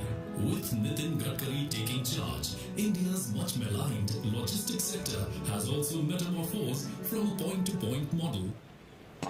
Ladies and gentlemen, our Union Minister of Road, Transport and Highways, Shri Nitin Gadkari ji, please give him a warm welcome and a standing ovation.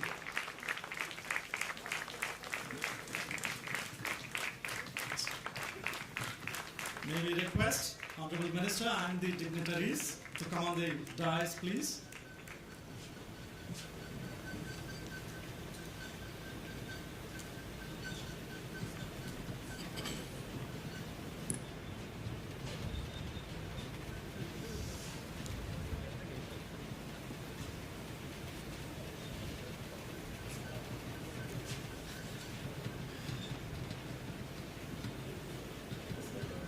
May I call upon the dignitaries on the dais, Director ARAI, Mr. Ravi Gojia, Dr. Pawan Goenka, Mr. Girish Ward, and Dr. K.V. Kale, Mr. Amit Vardhan, Joint Secretary.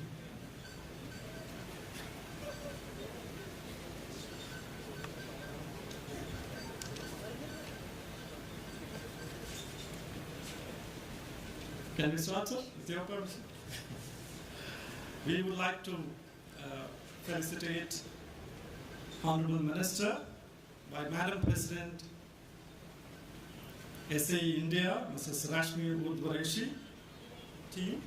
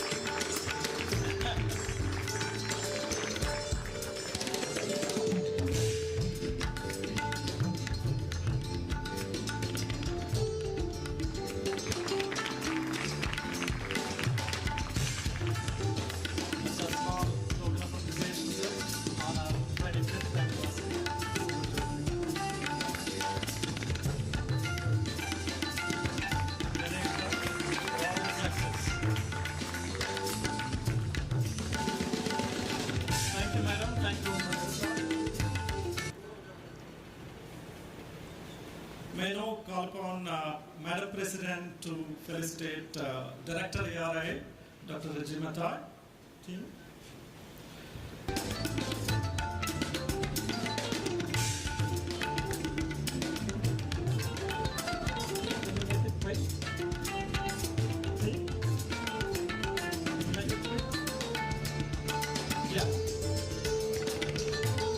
Madam Rashmi to Director ARAI.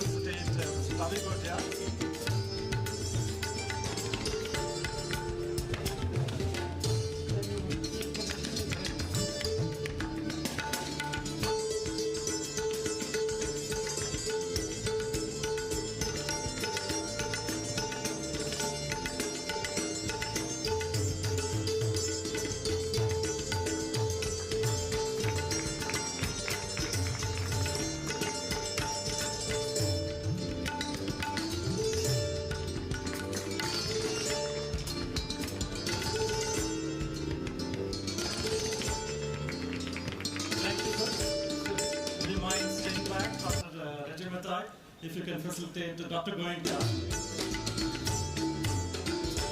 Pawan Goenka.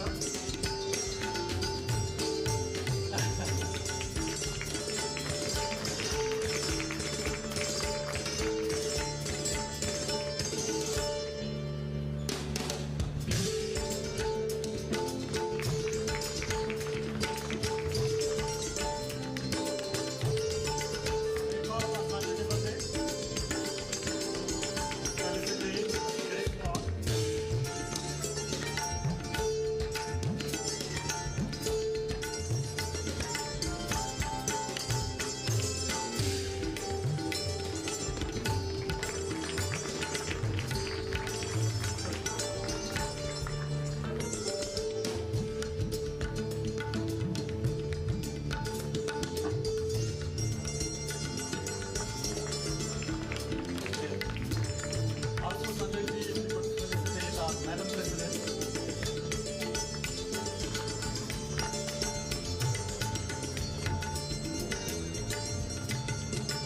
And if you could facilitate Joint Secretary.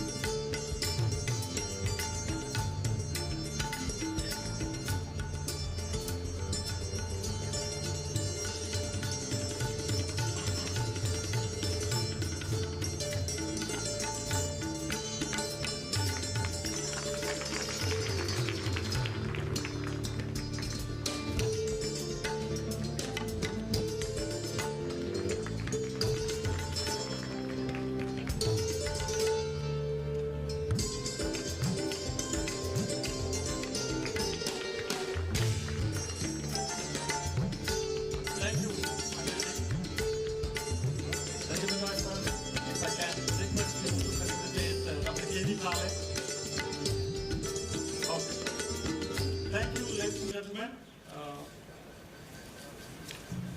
Yeah, we've announced. On behalf of all of you, may we humbly request each of the senior executives of the automotive fraternity to kindly contain your speech within the time given, because we're really running a little tight on the schedule. I wish to welcome on your behalf, ladies and gentlemen, Dr. Rashmi Urdhwareshe to deliver the welcome address. Dr. Rashmi Urdhwareshe has taken over as Director of ARAI on December 2, 2020. Prior to this, Dr. Urdhwareshe served as Chief General Manager of Indian Oil Corporation for over 28 years. Urdhwareshe has contributed immensely in the field of engine and vehicle testing, emission studies, alternate fuels, ambient air quality, BS6 and beyond. Dr. Rashmi is a recipient of Petrofed Award, developing lubricant for marine engines in 2006-07. He has many publications to his credit. May I now call upon on your behalf, Dr. Rashmi Urdhwareshe.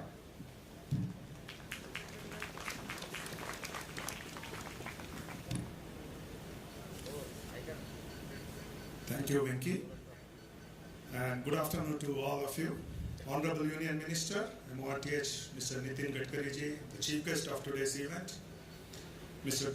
Gogia, Dr. Goenka, Mr. Wag, Ms. Urdhwareshe, Mr. Wadan, Mr. Keshi Sharma, industry leaders, SAE members and Team ARAI. A warm welcome to each and everyone as we celebrate the Silver Jubilee of SAE India in the Western section. Indeed, it's really our privilege to host this function, and it's a privilege for ARI because this is the very place where SAE took its birth. SAE, which has been synonymous with technology, bringing forth standards, and its adaptation in the mobility sector, which has led to service and product differentiation. ARI, from within whose DNA the research is embedded in, has been a catalyst and facilitator always for such activities. The decision way back in 1997 to partner SAE to bring it over here, looking back, has been one of the most fruitful decisions that has enabled technology to grow in this country and technological people to come together and bring in solutions which are very much used and very much needed for us in the day-to-day activities. We are honored to have with us the Union Minister who has single-handedly transformed the way the roads are built. Better roads, faster connectivity has also put greater responsibility to stakeholders for safety, where ARI plays a key role in framing standards and drafting regulations. Speaking about safety, ARI with its facilities and capabilities has conducted more than 850 crash tests till date for local as well as global customers, and also more than 2,000 crash simulations with body in void using its bending bar sled facility. The lab also houses pedestrian safety lab, dummy calibration facility where we are having. Also, to keep pace with the coming times, we are looking ahead. In the coming days, we will be setting up the high-G sled facility, high energy impact test facilities, so that the barriers, the bollards and all that can be evaluated and can be certified over here itself. We are all geared up for upcoming regulations, looking forward for the Bharat new car assessment program for the safety standards and the star ratings. So we look forward for that, and we are all geared up for it. We have also volunteered to draw up all the roadmaps in the coming times, and the Bharat NCAP all needed guidelines have been already submitted, and the ministry is formulating it, and we look forward for that to be implemented. The very place we are sitting, I was just mentioning that this may be the last time we are coming together over in this place, because we are going to convert this also into a battery safety evaluation facility with high capacity battery to be tested for fire and all other applications in the near future. And this place, the HTC Chakan, has facility for testing the batteries, the motors and the EVs, the material test centers, and such areas where we can provide excellence or provide support to the community as a whole. With this verse, I take this opportunity to once again welcome Honorable Union Minister to our midst, and also to each one of you in this event. Thank you.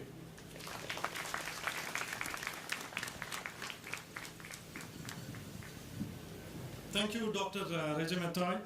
That was short.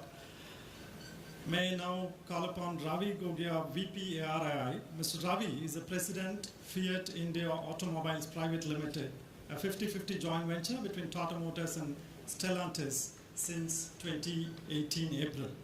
In this role, he is responsible for driving overall strategic objective of the JV for powertrain and car division at FIAPL. Prior to this, he worked as a Senior Vice President, Head of Car Division from January 2009. Prior to FIAPL, Ravi worked at Mercedes-Benz India Private Limited as Director Commercial Vehicles from 2007 to 2008. And before that, he held various positions in Mercedes-Benz India Limited with increasing responsibilities. He started his career with Tata Motors in 1990. Currently, Ravi serves as Vice President of ARAI. Over to you, Mr. Ravi Gogia.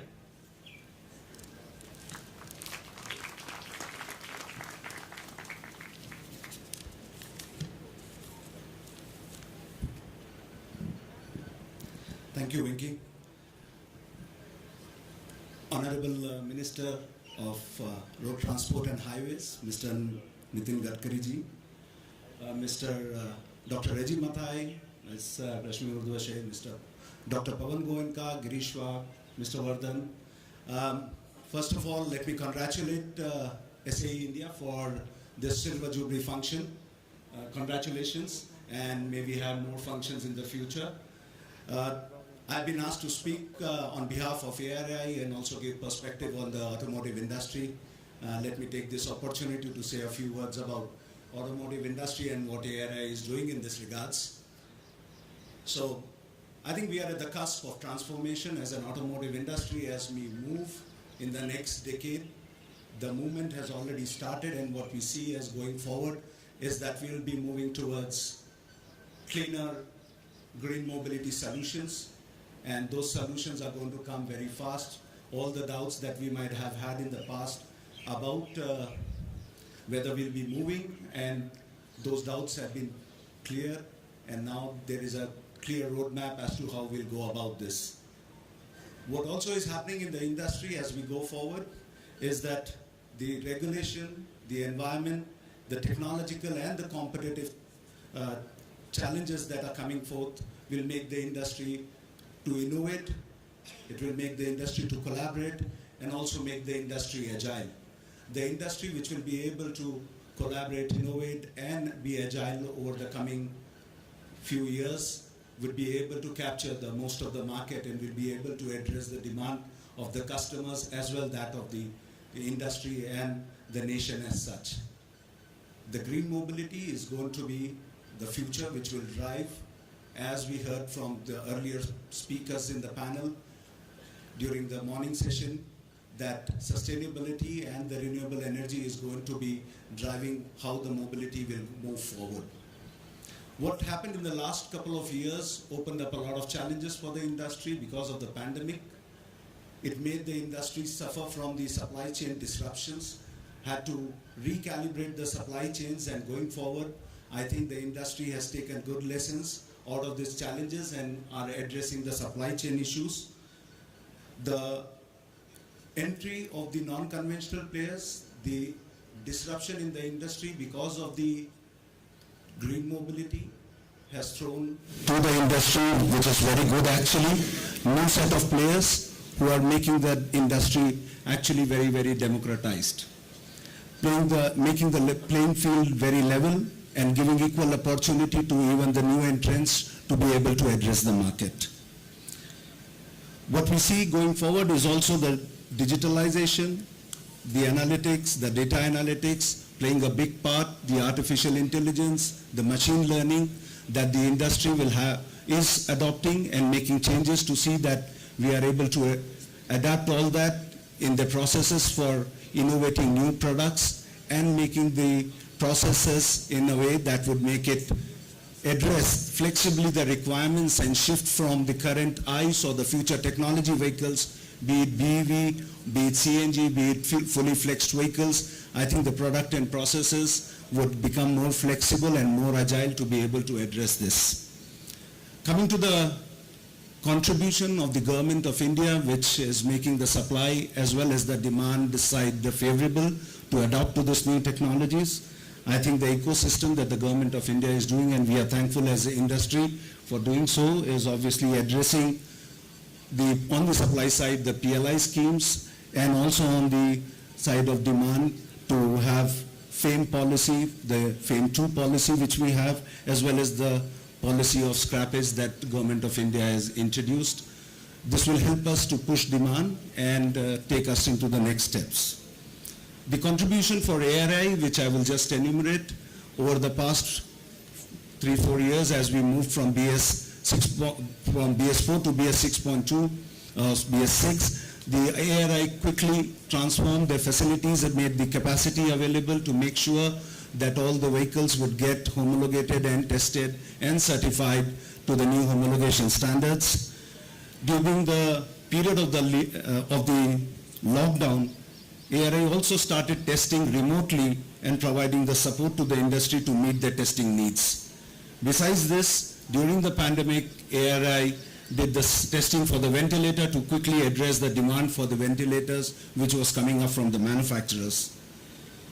Working in line with Government of India scheme, ARAI is providing services for verification of components in terms of percentage of domestic addition, technical eligibility assessment to comply to the FAME requirements and formulation of standards. On technology development front, ARAI is working aggressively on EV and battery technologies, NVH, alternate fuel technology, flex fuels, etc.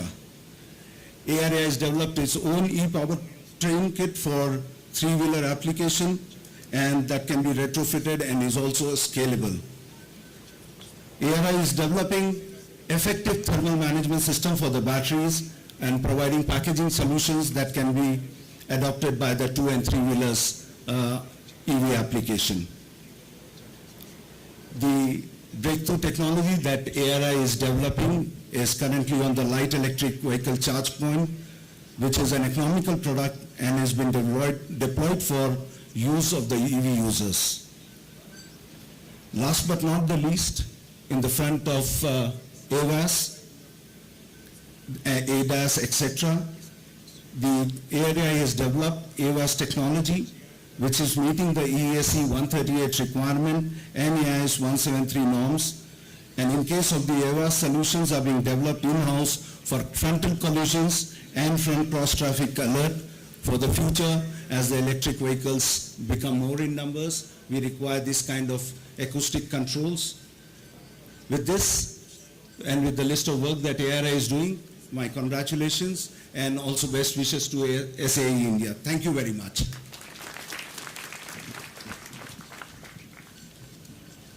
Thank you, Mr. Ravi. The automotive industry, as you said, is in the midst of fundamental technology-led transformation wave. AI and ML once thought that the Department of Computer Science and IT, now I can see that is departments in the car companies. We would like to call upon, ladies and gentlemen, Madam Rashmi, President of SAE India. After a long service of more than 37 years, Mrs. Rashmi retired as Director ARAI, and she has a distinguished academic career. She currently serves as Chair and Vice Chair of various national and international bodies. She currently serves as President of SAE India. She has written several books. She is a co-author of the book on Total Quality Management, and she is the recipient of the Nari Shakti Puraskar Award from the hands of the Honorable President of India in 2019, and she is known, thank you, for smooth handling of operations in SAE India. I am indeed, on behalf of you, very proud to call upon Madam President to deliver her address. Madam President.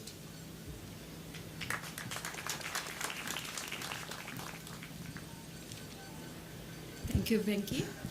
Honorable Minister, Shri Nitin Gadkari, Dr. Pawan Goenka, Dr. Reji Mathai, Mr. Gogia, Amit Ji, Mr. Wagh, SAE fraternity, ARAI team, ladies and gentlemen. It gives me immense pleasure to address on this momentous occasion of Silver Jubilee of SAE India. For any organization, 25 years is a very significant time. It is the time to rejoice, and thanks to the team under the leadership of Mr. Chaudhary, who had painstakingly planned this event for all of us. It's time to also do retrospection. All our MC members, and I sincerely thank all of them to help us in doing retrospection, and also time to plan for future journey. And my sincere thanks to my senior leadership team at SAE in helping us plan that future. Honorable Minister, sir, I wish to highlight a few facts and spectacular achievements of this organization, which I'm really proud of. SAE India is a strategic alliance partner for SAE International, which is a 115-year-old organization, and more about it, I think, Pawan, you will be talking, and I look forward to your highlights there. With the members from more than 150 organizations, this strong kind of organization has also a very deep connect with academics, with 486 collegiate chapters, and with 4,000 plus professional members and 40,000 plus student members. That's our strength, in fact. I look at the mobility, we look at the mobility in a comprehensive technical manner, and we believe that the technologies flow very seamlessly in three verticals which SAE currently handles. Those are automotive, aerospace, and off-highway. So the technological exchange that happens between these three sectors is the pillar of our strength at SAE. SAE also provides a great platform for knowledge dissemination. It's also an independent think tank. We have been working on alternate fuels, sustainability, safety, and iconic events such as SEAT, ITEC, etc., where, sir, your presence was there and you had blessed us with your presence. So those are the events, iconic events, which SAE carries out. What actually got started way back in 1996 at ARAI, and which was mentioned earlier several times, which spread into the national level, pan-India level in 2002. We work through 4 different sectors at this moment, 4 different sections. ARAI has been always providing strong support. Initially, it provided the cradle for the baby to grow. Later on, it provided a playing ground where the progress could be made. And then, in future, it provided blue skies where SAE India can fly off. So with that, I would like to thank ARAI specifically to support us. We nurture true spirit of technology and bring value to our customers. And one major customer which I mentioned about is the students. Earlier in presentations, it was highlighted that we ignite the young minds, help them to come into the corporate world by enabling them to build vehicles, all-terrain vehicles, racing cars, off-highway technology, and so on and so forth.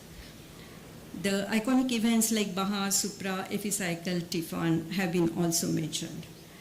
For the industry professionals, we are a strong supporter, and we carry out proficiency improvement programs in the identified areas where technology gaps, filling up those gaps is very, very paramount.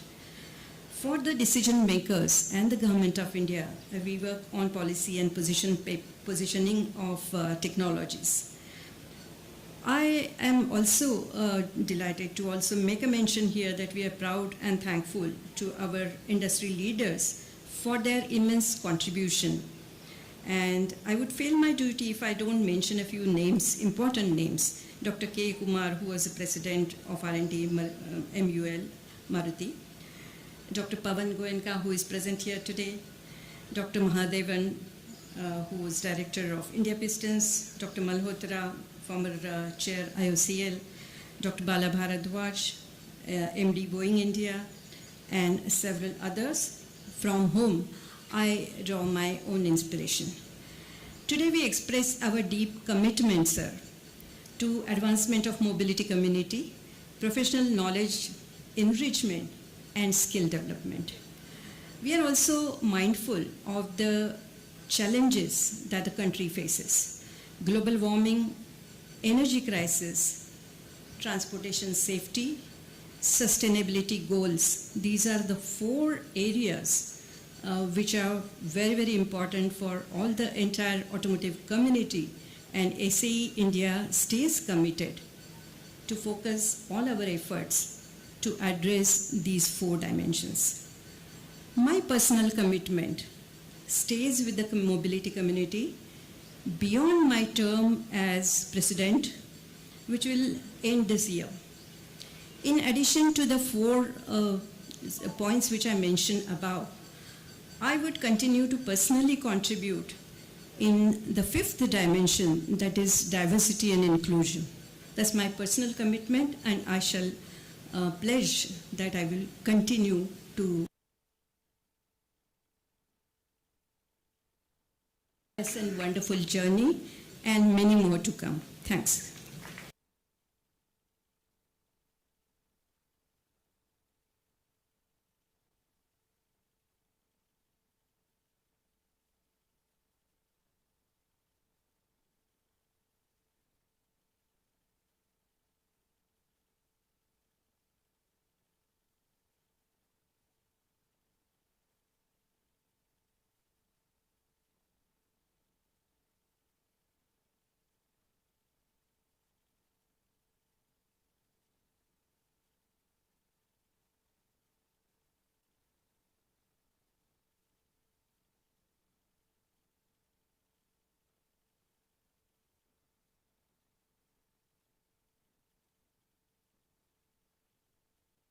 Awarded with CV Man of the Year twice at the Apollo CV Awards. And of course, there are several awards to his accolade.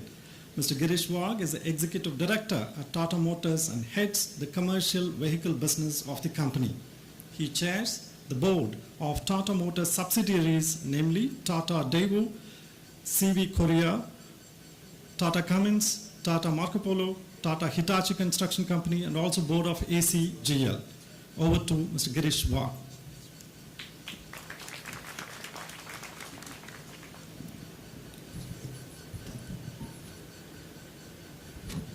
Thank you, Venkat. Honorable Minister Shri Nitinji Gadkari, other distinguished guests on the stage, ARI and SAE officials, and ladies and gentlemen, a very good afternoon to all of you. It's a privilege and pleasure to be here on the Silver Jubilee of SAE, and my compliments for completing this 25 years and look forward to many more milestones going ahead. I think SAE has been complementing big time to auto industry, especially in the area of knowledge dissemination, as well as helping in skill building. We are at a juxtaposition where both this knowledge and skill building for the auto industry becomes equally important when we are looking towards several mega trends like connected, electric, and shared mobility. It is always a privilege to be in a function and that to share a dais with the Honorable Minister. And representing the auto industry, I can say that he has been guiding and driving the industry and the country on multiple fronts. The notable ones being building of road and highway infrastructure and setting many milestones along the way, many records and milestones along the way. I must say that he has also been instrumental in pushing the auto industry towards electrification. And I remember one of his speech a few years back when we had more naysayers than believers in electrification, when he said that I will make the auto industry transit to 100% electric in next few years. Nobody believed, but I think today we have more believers than doubters in this electrification journey.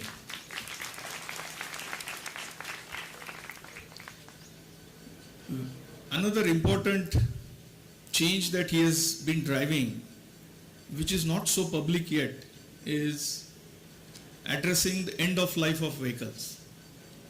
In India, we have millions of vehicles on the road and there is no structured methodology to assess the fitness of these vehicles. Honorable Minister has brought in a very clear framework for evaluating vehicles for fitness and then retiring those at the end of life, mostly after 15 years. But in addition to this, he has also promoted the registered vehicle scrappage facilities in the country. And this is going to be another game-changing step for the country.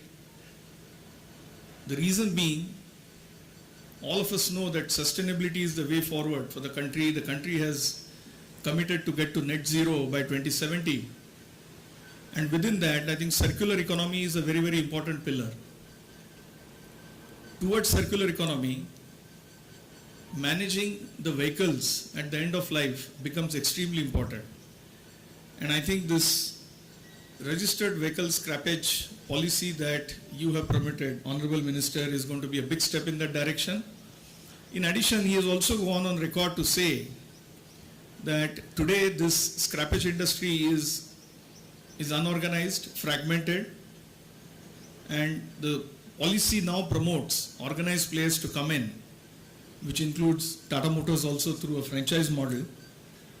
And believe me, this is going to lead to a huge job generation, employment generation in the country, and will also take care of the vehicles at the end of life in a very environmentally conscious manner.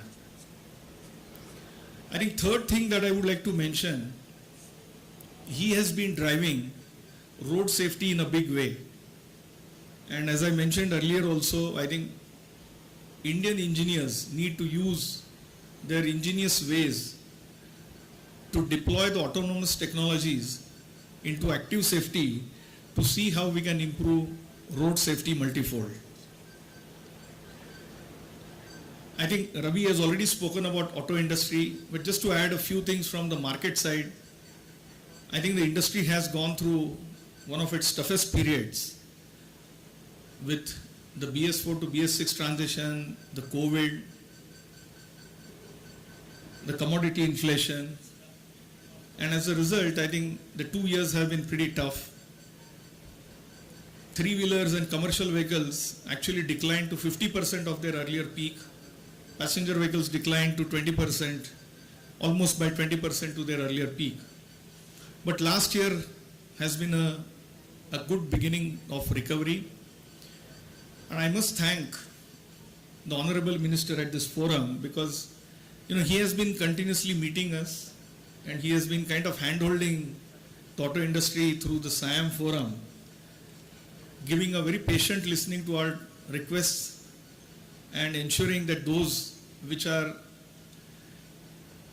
in the benefit of the industry as well as the nation at large, he has been immediately taking those decisions. So thank you, sir.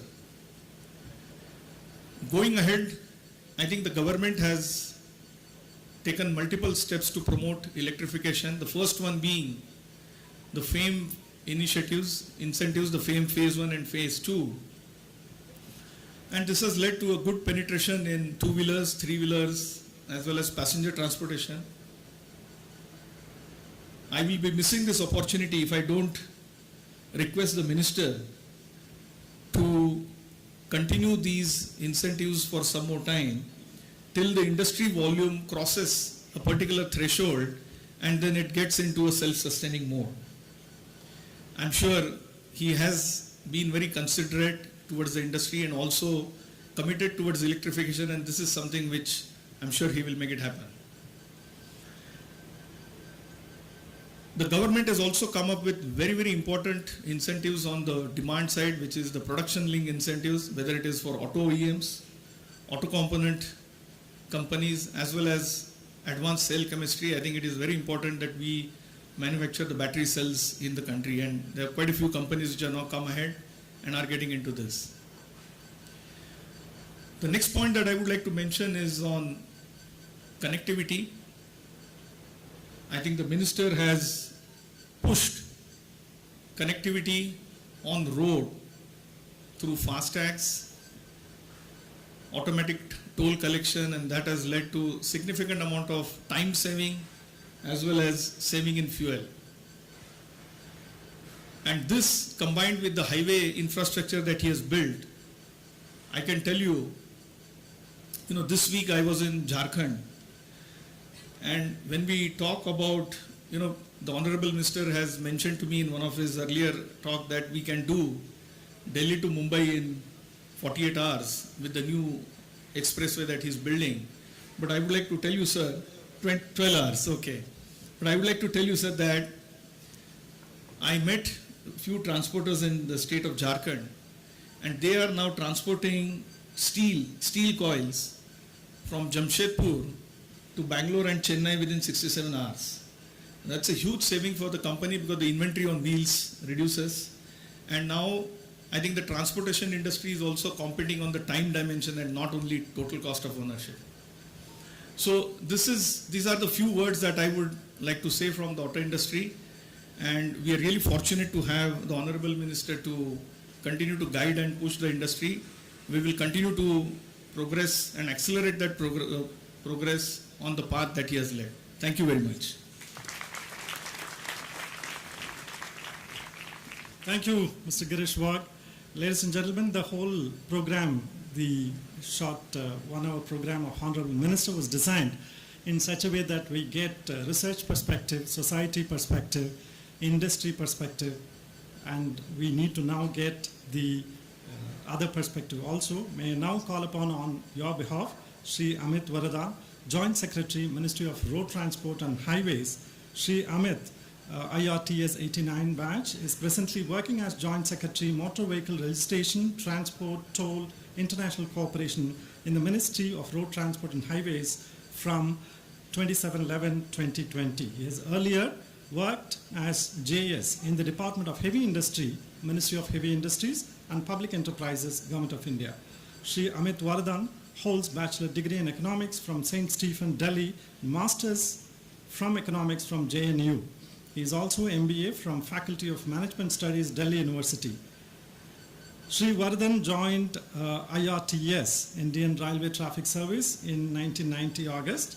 During his tenure in Ministry of Railways, he has worked in various wings, operating, commercial, safety, vigilance, IT, public relations, and at various levels of divisional units.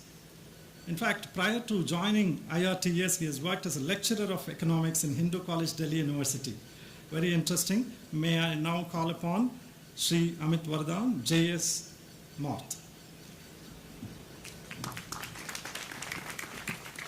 Thank you very much. Honorable Minister, sir, dignitaries on the dais and in the audience, ladies and gentlemen. It is a matter of great pleasure for me to be part of the 25th anniversary of SAE India. SAE is very well known for its tremendous contribution to the automotive and aerospace industries. It is renowned for its publications, which are referred to worldwide by the automotive industry. Although these standards are not legally binding, yet they are factored in while formulating automotive standards. I wish SAE India all the best for a great future ahead. One of the most important areas that our ministry is focusing on is that of safety. Safety of vehicle passengers and of pedestrians. As you may be aware, it is an unfortunate fact that about 1.5 lakh people are killed every year in road accidents in India. The government has taken several initiatives to combat this issue by striving to improve road and vehicle engineering, organizing awareness campaigns, better enforcement, better emergency care, etc. Particularly in the sphere of vehicular design, stricter crash norms have come into play. Features like mandatory airbags for the driver and co-driver, speed assist, seat belt reminders, anti-lock braking system, etc. have been introduced. However, a lot remains to be done. In an endeavor to ensure safety for all passengers in a motor vehicle, not just those sitting on the front seats, it is proposed to have 4 more airbags, right from base models to the high-end ones.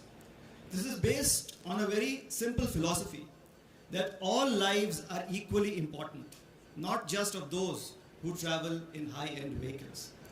In order to safeguard their lives, passengers should have no issue in paying the additional variable cost of 6,000 to 7,000 that is involved in this endeavor. Most of the industry is aligned on this issue. I've been interacting with them. There are a few outliers. I would request them to introspect on this issue and come on board. This is a very important issue on which we should be on the same page. It is also proposed to introduce the Bharat New Car Assessment Program on a voluntary basis, wherein motor vehicles will be given star ratings from 1 star to 5 stars based on the level of protection offered to car occupants by evaluating the vehicle in the spheres of adult occupant protection, child occupant protection, and safety assisted technologies. Another area of emphasis is to guide the automotive sector towards more environment-friendly options, which will reduce carbon footprints and also lower the import bill of the country. Hence, there is growing emphasis on electric vehicles, CNG fuel, green hydrogen fuel, ethanol and methanol fuel variants, flex fuel vehicles, etc. The automotive sector is working very actively in these spheres and several new vistas are opening up. There are exciting times ahead in automotive technology with the onset of autonomous vehicles, electronic stability control, advanced driver assist systems, driver monitoring, lane departure warning systems, forward collision warning, etc. The success of these new technologies will largely depend on how well these systems are designed and how accessible they are for the average vehicle owner. We have a very progressive automotive industry which has been striving to scale new heights. The ministry is deeply committed to working very closely with the industry in the common endeavor to align our vehicle standards with international benchmarks. It requires a lot of hard work, grit, and determination to reach there, and it goes without saying that we will reach there, hand in hand. Thanks a lot.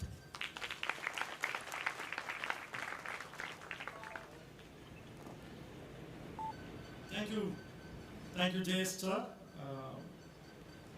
The next executive, I've been given this pleasant task of introducing this executive since 2011.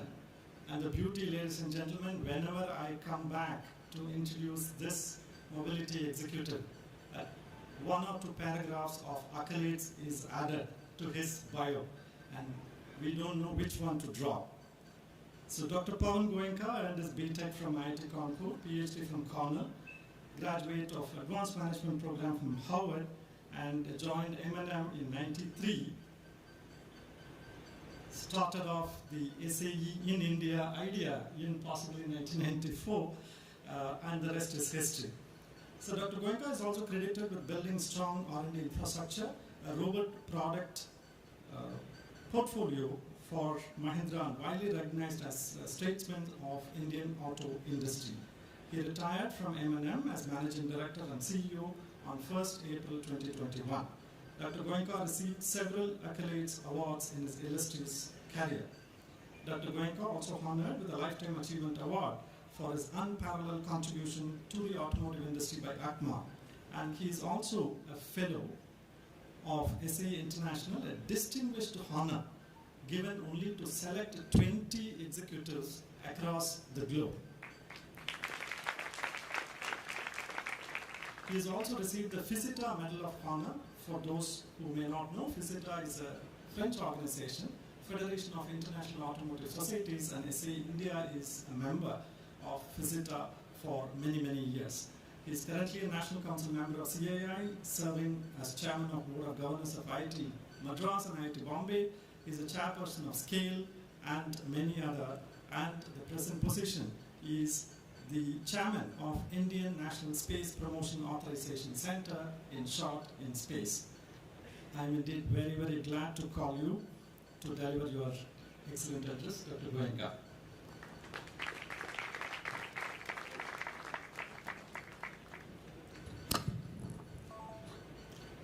हमारे प्रिय केंद्रीय मंत्री Nitin Gadkari ji, SAE President Rashmi Madam, ARAI Director Mathai, Joint Secretary Amit ji, and friends. Most of what I was going to say has been said by Nitin ji, Amit ji, or Rashmi Madam, or Girish. So I'm going to go to the past. Everybody has talked about future. The day today, the 25th anniversary of SAE India, is a very gratifying day for me personally.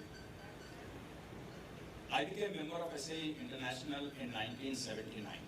I'm probably the oldest member of SAE in India, and maybe not too many in the world who became a member in 1979. And when I came to India in '93, SAE International appointed me the international advisor for India. And in '97, I was able to convince them to set up a chapter in India.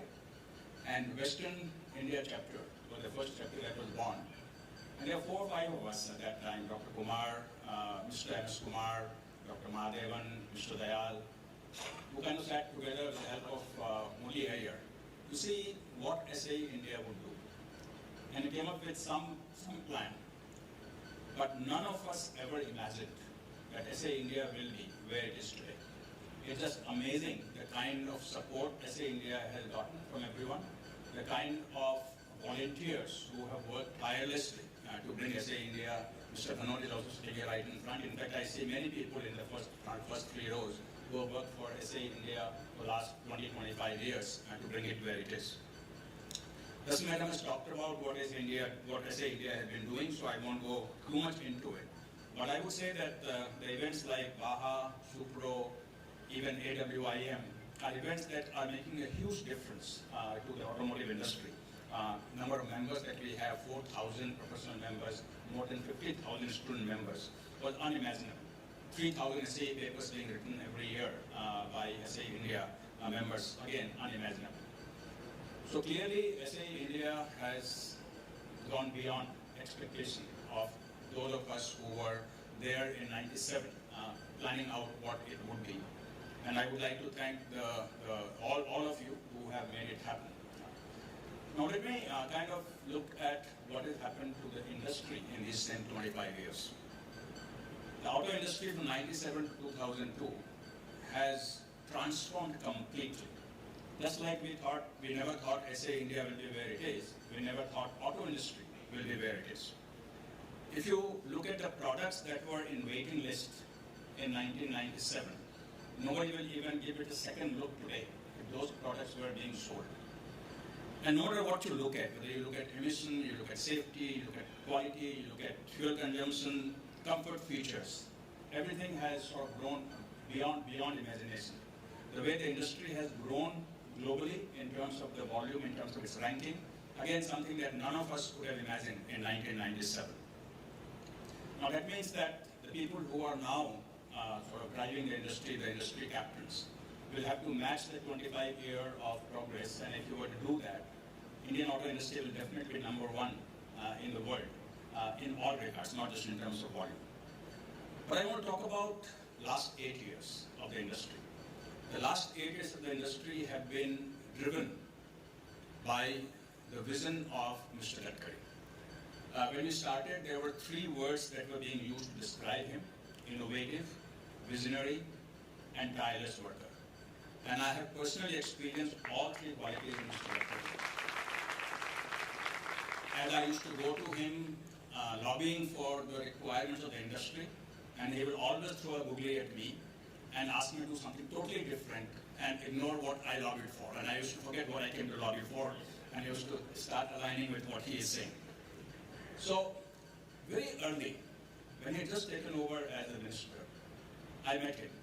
And he told me that, Goenka-ji, I have 3 objectives. I don't know how long I will be in this ministry, but if I'm long enough, I have 3 objectives. Number 1, nobody should say that American roads are better than Indian roads. Nobody should, and not a single person should die in a road accident in India, and you shouldn't have to import a single drop of oil from outside India. These are 3 very simple objectives that we have. And I think all of you will agree that he has worked tirelessly to meet these 3 objectives. You heard that in the film, and you saw it in the film, you heard the speakers before me. But I have been fortunate to be closely associated, not in the road construction part, but other parts of what Mr. Gadkari has been doing. And I lobbied very hard to request him to extend the date of BS6, and he just would not budge. And I would now say that he probably had more confidence in the industry's ability than the industry itself, because we all delivered BS6 in time, and I must thank Mr. Gadkari for pushing us to do that. Very often when I went to meet him, and he was always a gracious host, whether I met him in his office or in his, at his home, he always told us that, Goenka-ji, आप लोगों को quality जो अपनी गाड़ी की है वो एकदम अच्छी करनी है. Indian cars should not be second to any other car in quality. Another thing he always said कि जो आप लोग जो पैसा बचा रहे हैं एयरबैग नहीं देकर, वो बहुत बुरी बात है. आपको एयरबैग जरूर देना चाहिए हर गाड़ी में. There are 2 things he always told me every time I met him. And today I am very proud to say, sir, that the Indian car manufacturers are perhaps leading in India in terms of safety of the car. In the last 3 years, not a single Tata and Mahindra car has been launched, which is not 5-star in rating. And at that time, I was arguing with the Joint Secretary about 48 kmph and 64 kmph. Now nobody cares, 64 kmph is fine, and we meet 5-star very easily. Same thing with quality. You would see that both Tata and Mahindra, and they are the two companies that you always push to do well. इनकी गाड़ियाँ जो हैं अभी सबकी गाड़ियाँ waiting list में हैं. XUV 700 की 2 साल की वेटिंग लिस्ट है अभी. और अगर आप जो क्वालिटी देखेंगे सर, तो आपने पता नहीं चला ये गाड़ियाँ नहीं, लेकिन अगर आप देखेंगे आप बड़ी खुशी होगी कि आपने जो हमें पुश किया उसको हमने ध्यान में रखते हुए आपको हम गर्व दे रहे हैं कि हमने ऐसी गाड़ियाँ बनाई हैं. अगर आप नहीं ड्राइव की हैं तो प्लीज़ ड्राइव कीजिए. और अभी हमारी स्कॉर्पियो लॉन्च होने वाली है महिंद्रा के 2 हफ्ते में, वो हम उसी तरह से क्वालिटी में सबसे आगे रहेंगे. तो मैं यही कहना चाहूँगा कि SAE इंडिया 25 साल में काफ़ी कुछ किया है. होपफुली कुछ कंट्रीब्यूशन भी किया है हमारी इंडस्ट्री को. इंडस्ट्री ने काफ़ी कुछ कहा है, काफ़ी कुछ किया है 25 साल में, और हम एक तरह के पड़ाव और चेंज हो रहा है इंडस्ट्री में with electric vehicles and with all other technology that is coming in. SAE India has played a role, but I would like to say that SAE India can play a much bigger role in the auto industry. And my request to Honorable Minister is that Ministry should see SAE India as an unbiased body to go to. Not somebody who is aligned to the industry, not somebody who is against the industry, but an unbiased body to go to, and should be able to give inputs on various aspects of the industry, like you take inputs from many people. SAE India can also be leveraged for that. We have very strong membership, very strong leadership. With that, I would like to thank all of you for being here today on this very, very gratifying occasion for me personally, and those who have been helping SAE India to come where it is today. My heartfelt thanks to each one of you for making SAE India what it is. Thank you very much.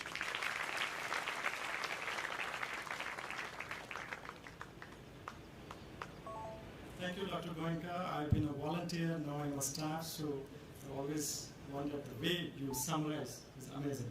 Thank you, you put everything together. And now, ladies and gentlemen, a very quick release of our technical bulletin.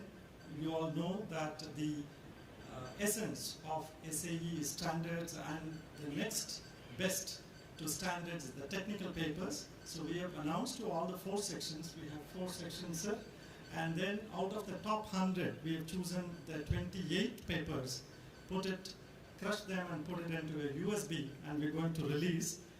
May I request Honorable Union Minister and all the dignitaries to kindly stand up, and we will release the technical bulletin, and a round of applause from you will help.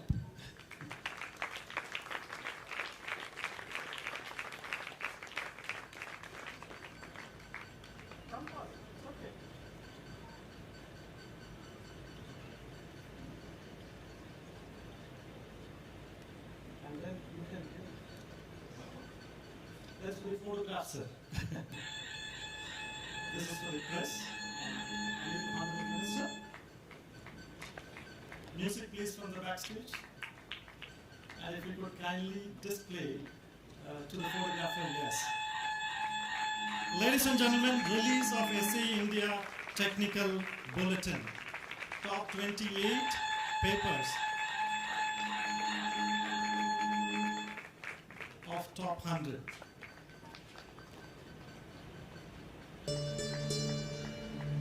Photographers, if you say it's okay. Okay? Thank you. Thank you. Have a seat.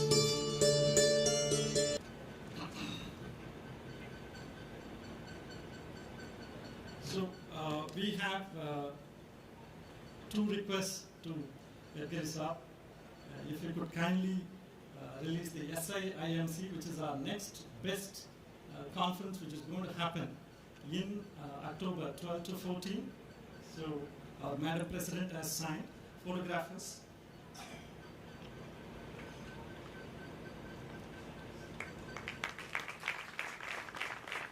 Come here.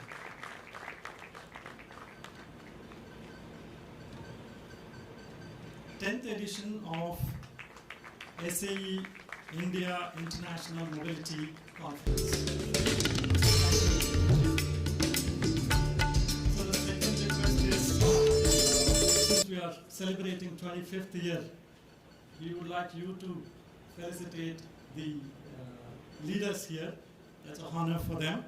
So we have chosen one from each of the categories: past president, sitting president, oldest collegiate club, and a student member.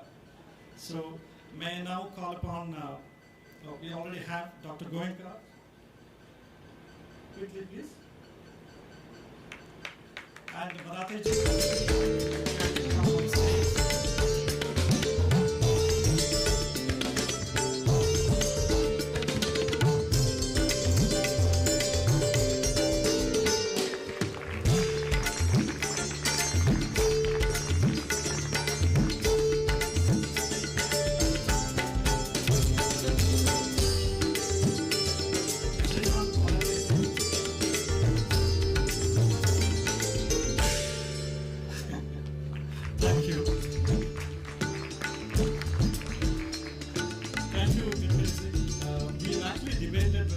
this or not, but it was.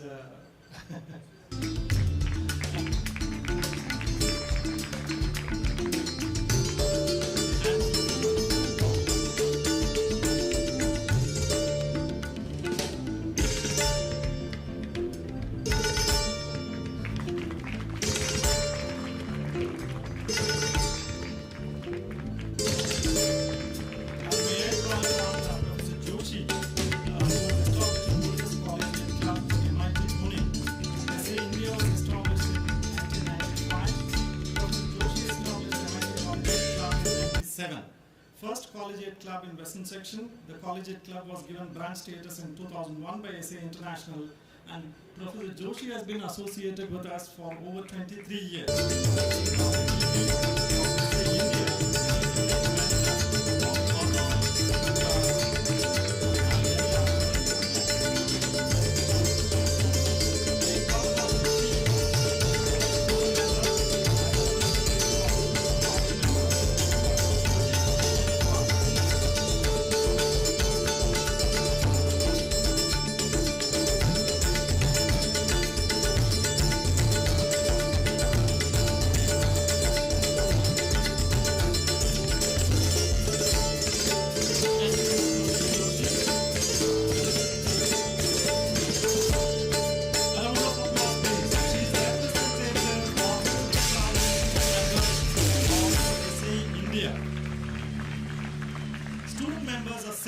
To many of our activities in India. We have instituted several iconic competitions. And not to miss, Western Section Chairman and the Karangatha of this program, Mr. Sanjay Nibandhe.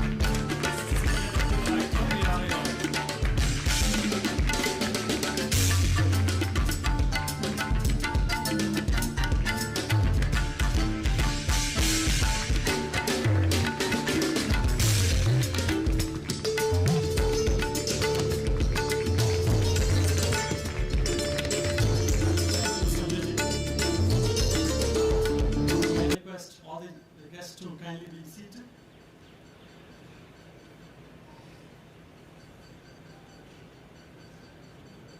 Great products and products that are beautiful and functional. They are elegant and simple. It is a task of the great design to deliver on that and various other factors.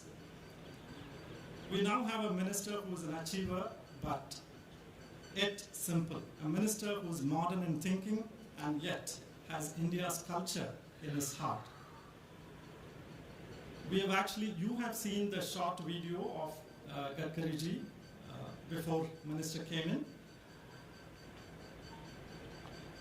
I'm indeed very, very glad to introduce Honorable Minister to all of you. Shri Nitin Gadkari ji completed his post-graduation in commerce besides studying law and obtaining diploma in business management. Principally, he believes that politics is an instrument to bring socio-economic reforms in society. Gadkari ji served as PWD Minister and in Maharashtra government and was a leader of opposition in the State Legislative Council for 4 consecutive terms. 70,000 kilometers of national highways in the last 7 years.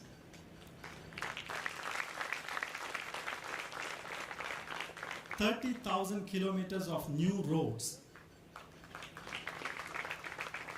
55 flyovers in Mumbai. 50 economic corridors. 35 multi-modal logistic park. 22 world-class access control greenfield expressway projects in various stages of construction as of now. 15 intermodal stations, 14-lane Delhi-Meerut expressway, Nagpur's multi-layer metro rail cum flyover system, high-tech Delhi-Bombay expressway, Bandra-Worli Sea Link, and India's first Mumbai-Pune expressway. Ladies and gentlemen, these are the numbers. A round of applause, please, for the executive who made it happen for our country. He is now taking a lead in development of new sustainable mobility and last mile connectivity modes like ropeway, cable car, funicular rail, and more across the country. Under Mr. Gadkari's guidance, the city of Nagpur was the first city to explore alternate biofuels for transportation, including bio-CNG, bioethanol, and LNG. Mr. Gadkari is also introducing flex fuel engines to be run on 100% ethanol and launched a first ever tractor run on by CNG. Off-highway team. Recently, he has launched a car in Delhi on pilot basis which runs purely on hydrogen. Mr. Gadkari introduced the first ever vehicle scrappage policy. Thank you. New FASTag policy, which is helping commuters to save their fuel and on time on toll plazas. Some of his major work includes unprecedented push for R&D in electric vehicles for developing alternate battery chemistries such as sodium-ion, aluminium-ion batteries, and hydrogen fuel cells. Waste to wealth policy, Mr. Gadkari is promoting use of new advanced recycled waste material into road construction works. Shri Nitin Gadkari is committed for the development of qualitative, time-bound, cost-effective, and sustainable world-class infrastructure in the country. During his tenure as Union Minister for Water Resources and Ganga Rejuvenation, the monumental Namami Ganga project became a mass movement including central and state government agencies, private sector, and foreign investors, including NGOs, spiritual and social organizations. Not only that, including the common people. So with his political stature, he resolved interstate disputes on water sharing and river linking involving 16 rivers in 11 states in a record time of 6 months.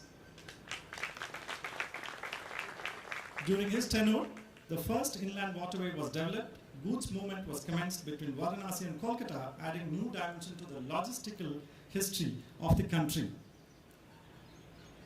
Ladies and gentlemen, you have always seen the MDs who are mobile friendly.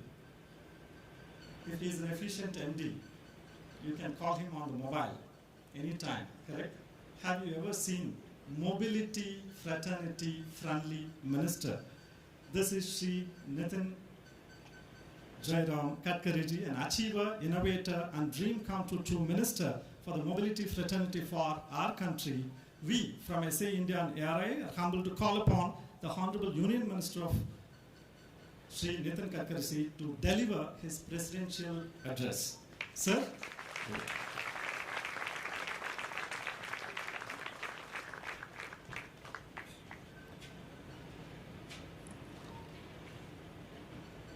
SAEINDIA India के president आदरणीय Mrs रश्मि उर्ध्वरेशे,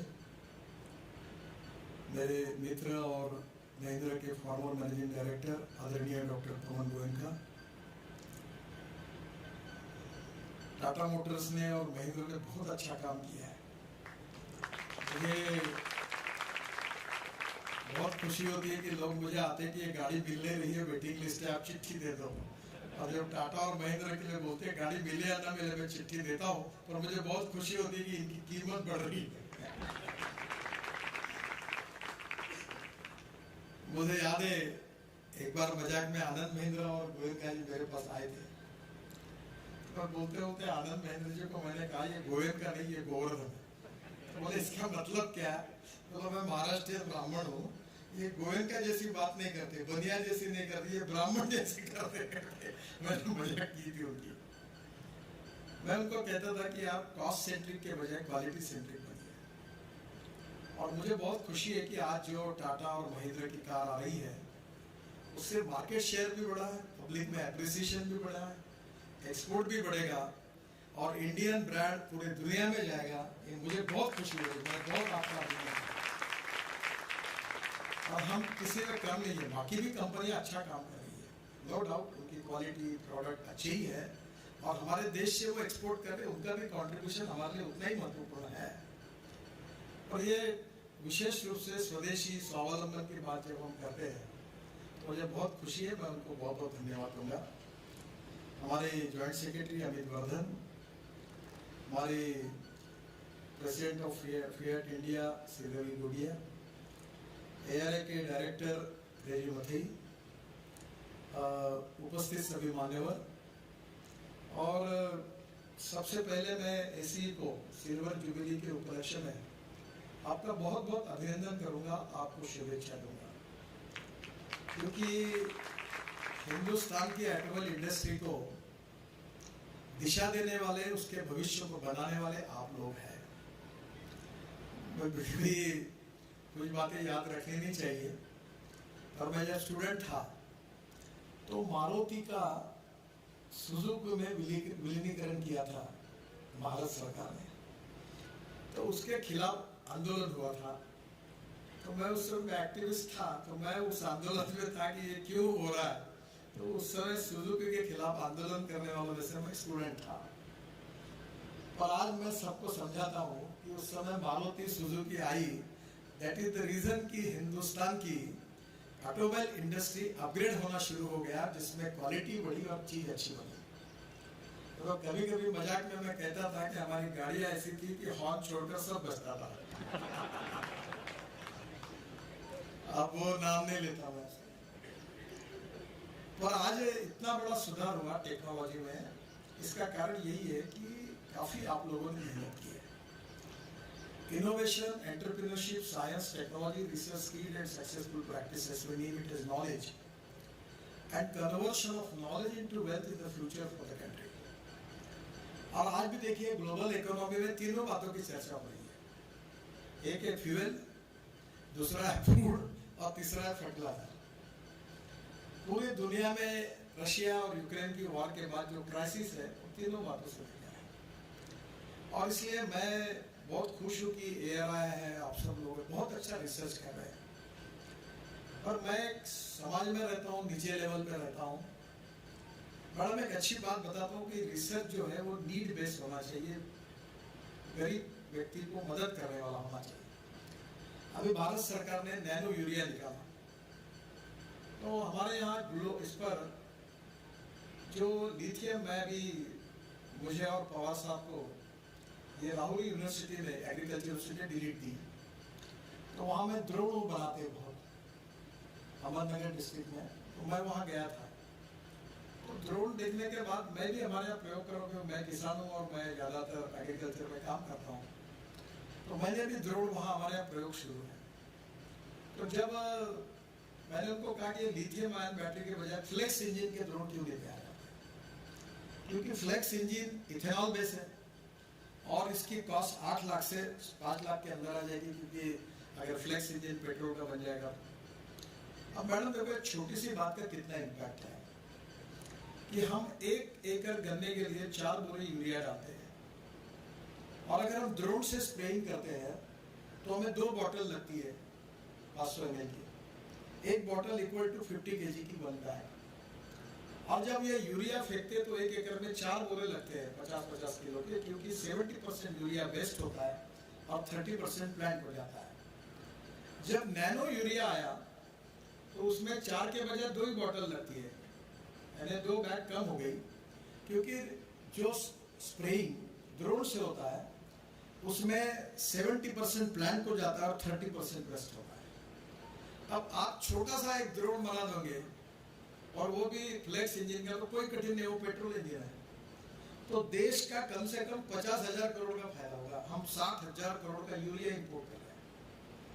तो कभी कभी प्रधानमंत्री भी कहते हैं कि सरकार में लकीर के फकीर होते हैं, जो लिखा है वही करना, तो वो बाजू बाजू देखते नहीं कोई। तो कहीं ना कहीं सरकार बहुत साइलों में डिवाइड हुई है। तो आपकी जो इंजीनियरिंग है उसमें फ्यूल से लेकर इंजीनियरिंग तक नीड बेस्ड रिसर्च, जो देश को आत्मनिर्भर भारत बनाने के लिए आवश्यक है, वो विजन अगर होगी आप सबकी तो बहुत फायदा होगा। जैसे मैंने छोटा सा पेट्रोल इंजन की बात की, ऐसे बहुत से इफेक्ट्स हैं, और इसलिए आपका कंट्रीब्यूशन बहुत अच्छा है।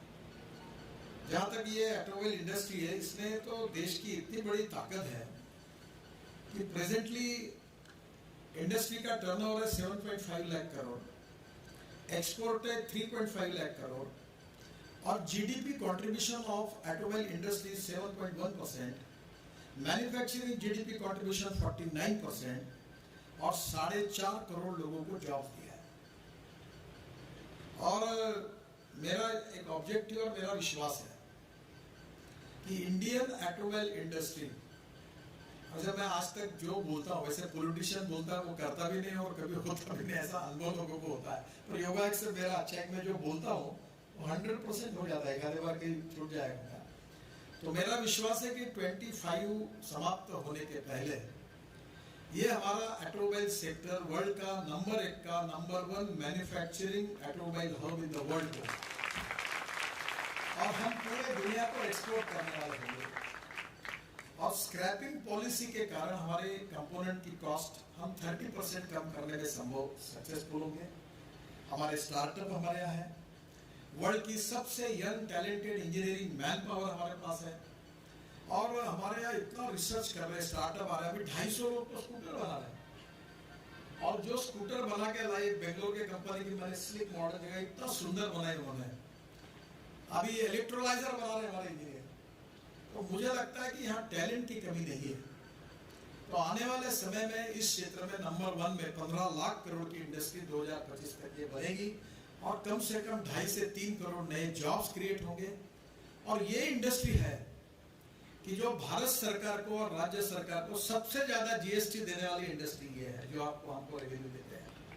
तो मुझे लगता है कि हमारा TVS, Bajaj, hero 50% two wheeler export करते हैं।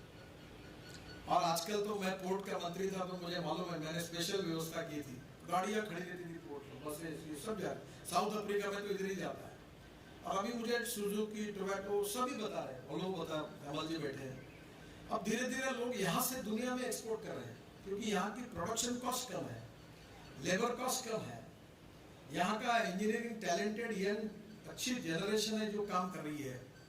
ये जो सेमीकंडक्टर्स है, इसमें भी हमारे लोग अब काम कर रहे हैं। बीच में मुझे मौका मिला, मैं और आईटी मंत्री जी, वो इंटेल के चेयरमैन जो है पैट्रिक, उनसे मिले, और ये सेमीकंडक्टर की शॉर्टेज चल रही थी। तो फिर मैंने उनको कहा कि mister Patrick, do you know that how we are going to have a big expansion in automobile industry. तो मैंने उनको जब ये पूरा डाटा बताया, तो मुझे बताया गया था कि पहले वो इस माइंड में नहीं था, बाद में उन्हें जाते जाते हम दोनों को एश्योर किया कि हमारी मैन्युफैक्चरिंग कैपेसिटी हम जितनी बढ़ा सकते हैं उतनी इंडिया में बढ़ाएंगे। तो मुझे लगता है कि थोड़े बहुत शॉर्टेज आते हैं, फिर सप्लाई होता है, कुछ प्रॉब्लम तो रहती ही है। प्रॉब्लम कहाँ नहीं है, सब जगह प्रॉब्लम है। हम चुनाव लड़ते तो क्या आसान थोड़ी होता है सब जगह प्रॉब्लम होते हैं। पर मैं एक बात कहता हूँ कि there are some people who convert problems into opportunities, and there are some people who convert opportunities into the problems. तो मुझे लगता है कि प्रॉब्लम है इंडस्ट्री को। और पवन जी बड़ा मुझे कहते थे, ये BS6 के बारे में कहते थे कि ये नहीं हो पाएगा, फ्यूल नहीं मिलेगा, बहुत बार 3 बार 4 बार। अब मैं थोड़ा हार्ड कन्विक्शन हो, अगर मैं लोगों को कहता हूँ यू कन्विंस मी और convince by me, you can not manage me. तो वो मुझे बहुत बार कह के गए।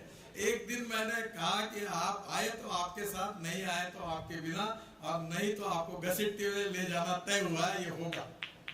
अब मुझे इतनी खुशी है, हमारे कारण नहीं होगा, उन सब लोगों ने मेहनत की, और ये यूरो 6 में, अभी इसके कारण हमारा एक्सपोर्ट बढ़ा, क्योंकि वर्ल्ड में अभी हमारे व्हीकल जब यूरो 6 स्टैंडर्ड के बाद तो स्वाभाविक रूप से डिमांड बढ़ी। तो मुझे लगता है कि निश्चित रूप से काफी बड़ा इस सेक्टर का काम अच्छा हो रहा है। एक सोसाइटी के बारे में तो मैं कहूँगा कि बहुत एक्सपीरियंस लोग हैं, उनको वर्ल्ड का एक्सपोजर है। मैं सरकार के प्रतिनिधि के रूप में आपको रिक्वेस्ट करना चाहता हूँ कि हमारे इंस्टीट्यूशन की विजन जो है, उसका जो मैंडेट है, वो स्वाभाविक रूप से GR निकाल के आपको ये करना करके आता है। कभी ना कभी आप जैसे लोग जो स्पेशलाइज है इसमें, उन्होंने आपकी विजन को काफी ब्रॉड करना चाहिए, नीड बेस्ड करना चाहिए, कंट्री की नीड क्या है उसको देखकर करना चाहिए, हमें ग्रोथ करना है उसके लिए क्या करना चाहिए, फ्यूल से लेकर इंजीनियरिंग तक हमारी सभी बातों का रिसर्च जो होता है वो अगर अच्छा होगा तो बहुत फायदा होगा। अब वेस्ट टू वेल्थ वाली बात आपको बताता हूँ, ये पुणे में हुआ है। अभी हम लोग मेट्रो बनाते थे, तो मेट्रो में डिस्टेंस बिटवीन 2 पियर ब्रिज में 30 मीटर का था, उसके ऊपर नहीं था। तो मलेशिया में इस पर रिसर्च हुआ। तो मैंने बहुत पीछे पड़कर, मुझे मालूम है कि ये सरकारी अधिकारियों को आउट ऑफ बॉक्स कोई भी काम बताना, वो पहले तय कर देता है, मंत्री भले बोल दो हाँ हाँ करता चले जाता है, फिर करता नहीं। तो ये ऐसे नहीं है तो बेचारा उनको लगेगा। पर मुझे मालूम है कि एक बार मैं ध्यान में रखता हूँ, मैं छोड़ता नहीं। और मैंने बता दिया कुछ बार कि मैं मंत्री हूँ, I am a policy maker, you are a executive. तुमको नहीं बोलना है तो फाइल पे लिख देना। आई नो मैं लिखूंगा वैसे डिपार्टमेंट चलेगा, आप बोलोगे वैसा नहीं चलेगा। तो मैं इसमें पक्का हूँ। तो प्रॉब्लम ये मैं आपको कहना चाहूँगा कि विशेष रूप से ये जो विजन है, ये विजन थोड़ी ब्रॉड होनी चाहिए। और ब्रॉड होते समय आज देखो देश में फ्यूल के कारण कितनी एयर पोल्यूशन की समस्या है, इकोनॉमिक प्रॉब्लम कितना बड़ा है। और हम अगर इसके सॉल्यूशन नहीं निकालते, पीछे अभी सारस्वत साहब और पीछे पड़ रहे थे मिथेनॉल के लिए। अब नॉर्थ ईस्ट आसाम में चालू हो गया, 15% डीजल में मिथेनॉल मिक्स हो रहा है। अब पेट्रोल में इथेनॉल आ रहा है। और अभी अगले महीने से फ्लेक्स इंजन की गाड़ी आ रही है। अब कंस्ट्रक्शन इक्विपमेंट वालों के मैं पीछे पड़ा हूँ, क्योंकि 80% उनका सेल बढ़ा है, हमारे डिपार्टमेंट का नहीं बढ़ा। हम हाईवे बना रहे, इसीलिए लोग जेसीबी और सब ट्रक्स, इनके हेवी ट्रक खरीदी कर रहे हैं। जिस दिन हाईवे बनाना कम होगा, इनका सेल और कम हो जाएगा। तो हमने इनको कहा कि आप अल्टरनेटिव फ्यूल पर जाइए। और धीरे धीरे थोड़ा सी कठिनाई आएगी। अब लिथियम आयन बैटरी की बात हो रही थी, तो सोडियम आयन, जिंक आयन, काफी प्रयोग। मुझे याद है मैडम जब डायरेक्टर थी तो मैंने कहा इसरो के साथ कांटेक्ट करिए। तो सैटेलाइट में वो जो बना रहे लिथियम आयन बैटरी यूज कर रहे, तो उनके पास कोई टेक्नोलॉजी है क्या? अब वो इनसे बात नहीं करते, वो उनसे बात नहीं करते। ये गवर्नमेंट में बहुत बड़ा प्रॉब्लम है कि कोई किसी से अपने डिपार्टमेंट में आपस में बात नहीं करता। जैसे कोई हमने नियम निकाला कि आपस में चर्चा नहीं करता। तो फिर मैंने उनको कहा इनके पास जाओ, इनको कहा उनके पास जाओ। और आप देखो अभी इतना अच्छा काम हुआ है कि मैं जब अभी फरीदाबाद में इंडियन ऑयल के पास गया था, तो उन्होंने एल्यूमिनियम ऑयल का भी, प्लेट का भी टेक्नोलॉजी ढूंढी और शायद महिंद्रा ने वो दी। तो मुझे लगता है लिथियम आयन के अल्टरनेटिव काफी हो सकते हैं और आप लोग उसमें काम कर रहे हैं। और वो 6-8 महीने में, साल भर में ये काफी पॉपुलर हो जाएगा और इसमें देश आत्मनिर्भर बनेगा। दूसरा जो फ्यूल के बारे में है, अभी फ्लेक्स इंजन के बारे में, वो भी अभी मुझे सुजुकी, टोयोटो और हुंडई सब ने कहा कि हम ये मॉडल लाएंगे। तो मुझे लगता है कि अब इथेनॉल का इतना डिमांड है, बढ़ेगी, कि हम राइस, ब्रोकन राइस से इथेनॉल बना रहे हैं।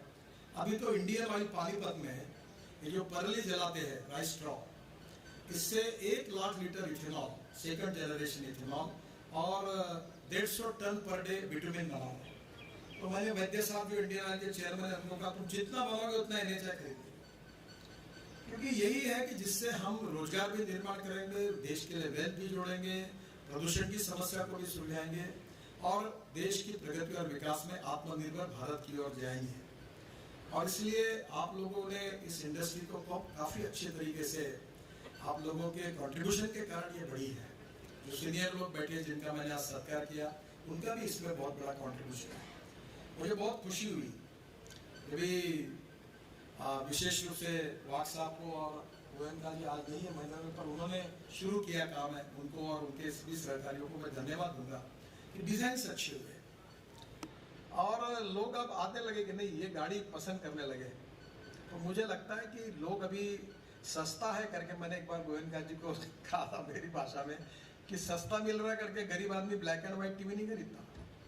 रिक्शा चलाने वाला भी बोलता है मेरे को कलर टीवी चाहिए। एक बार आपके कारण मैंने एक बात मानी थी, पर मुझे मन में अभी भी लगता है कि मैंने गलत किया था। वो आपके वो कि ट्रक की जो केबिन थी ड्राइवर की, वो मैंने एयर कंडीशन करने का नियम निकाल दिया था।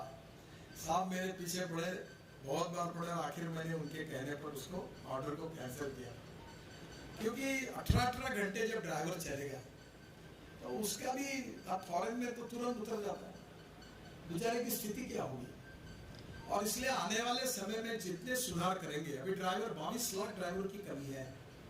स्क्रैपेज पॉलिसी में अभी 20-25 यूनिट खुले। मैं तो आपको आह्वान करूंगा सभी ऑटोमोबाइल मैन्युफैक्चरर को कि आप एक आपकी पॉलिसी बनाकर अलग अलग जगह पर वो यूनिट खोलने के, आपके एंसिलरी यूनिट को जैसे आपके स्पेयर पार्ट से खोलिए, और इसमें जो एल्यूमिनियम, कॉम्पोस्ट, स्टील, रबर सस्ते में मिलेगा तो आपकी कॉस्ट कम हो जाएगी। मुझे याद है कि एक व्यक्ति मेरे पास आया, वो बोले रबर टायर जो वेस्ट है खराब, वो विदेशों में लाने के लिए एनवायरमेंट मिनिस्ट्री ने उसको रोका है।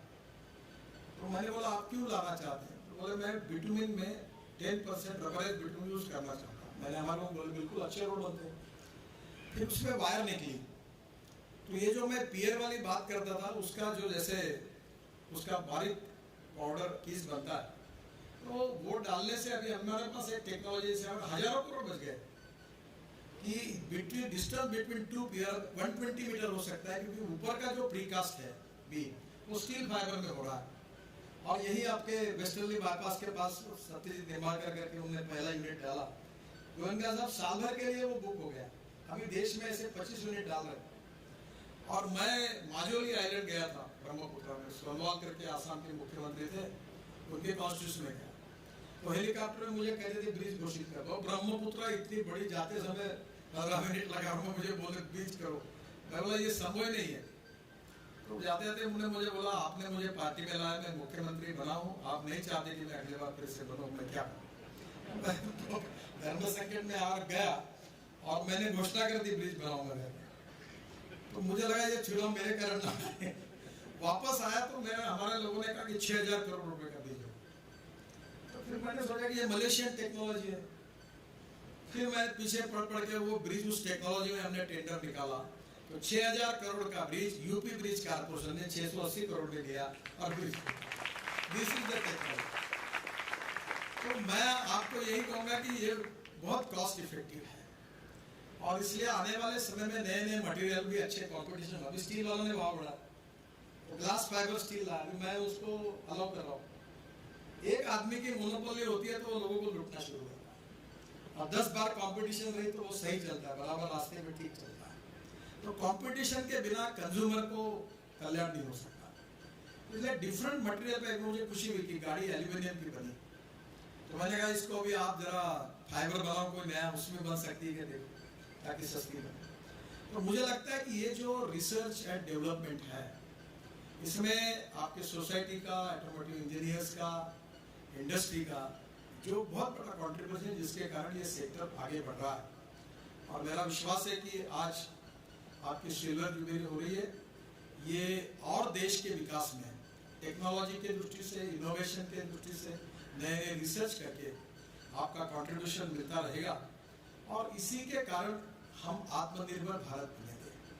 मैं इकोनॉमिक नेशनलिज्म की बात करता हूँ। कुछ दिन पहले मैं पुणे आया था, तो बाबा कल्याणी जी को पुण्य भूषण पुरस्कार मिला, तो मैं उस कार्यक्रम में प्रमुख अतिथि के रूप में आया था। तो मैंने कहा था कि ये मॉडल बहुत जरूरी है। ये इकोनॉमिक नेशनलिज्म की बात है कि इस देश में जो इंपोर्ट हो रहा है वो कम करना और एक्सपोर्ट को बढ़ाना, रोजगार को निर्माण करना, ग्रोथ रेट को बढ़ाना, देश के लिए वेल्थ को जोड़ना, पर कैपिटा इनकम बढ़ाना, और इसी से देश आत्मनिर्भर बनेगा।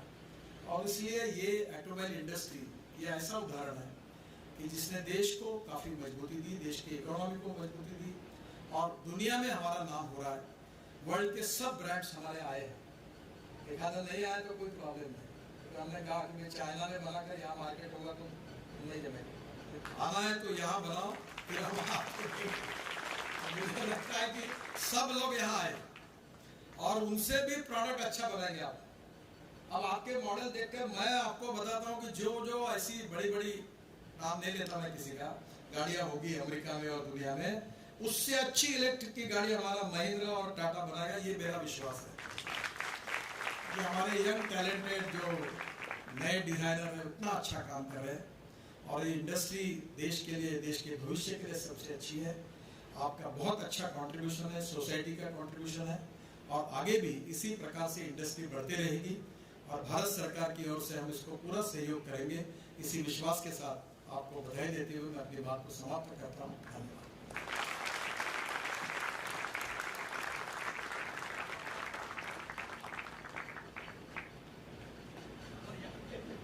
धन्यवाद मंत्री जी, very well put. Thank you so much for putting the perspective in the right sense. I think SAE India is very proud to have you here. On behalf of all of you, SAE India, ARAI, and Indian Mobility Fraternity, wanted to thank Honorable Minister and the JS. Now they have the next schedule. Other dignitaries on the dais can stay on. Honorable Minister, JS Sir, and Director ARAI will proceed for the next schedule. May I please request all of you to give a standing ovation. Please. Thank you so much, sir.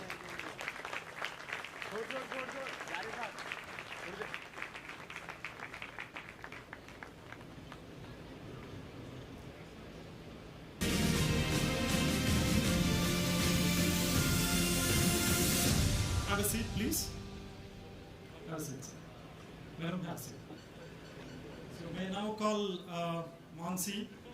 We are really running a little tight, Mansi, so it's in your hands. Between you and lunch, time is running out. Okay?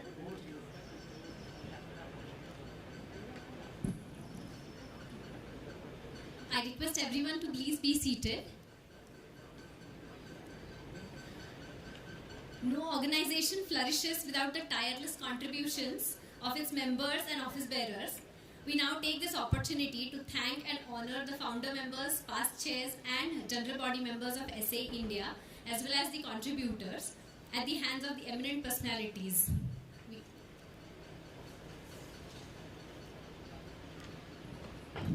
May I request, I will just go on calling 5 or 6 people in groups, and they can please come on the dais.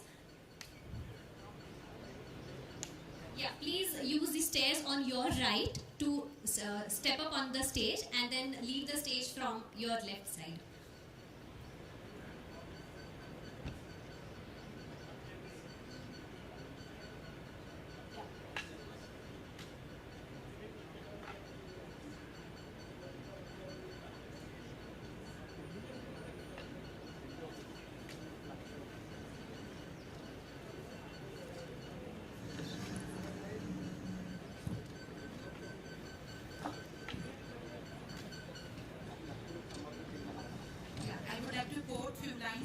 For our founder members who has contributed a lot for SAE India. है उनके अथक परिश्रम का फल, है उनके अथक परिश्रम का फल, जिन्होंने यहाँ बीज बोए और वे जो नव पल्लवित पौधों को निखारने तैयार करने में खोए। आभारी है उन हस्तियों के जो है SAE के अभिमान। लो अब हम तैयार है छूने को पूरा आसमान। So thank you all the founder members for contributing to SAE India.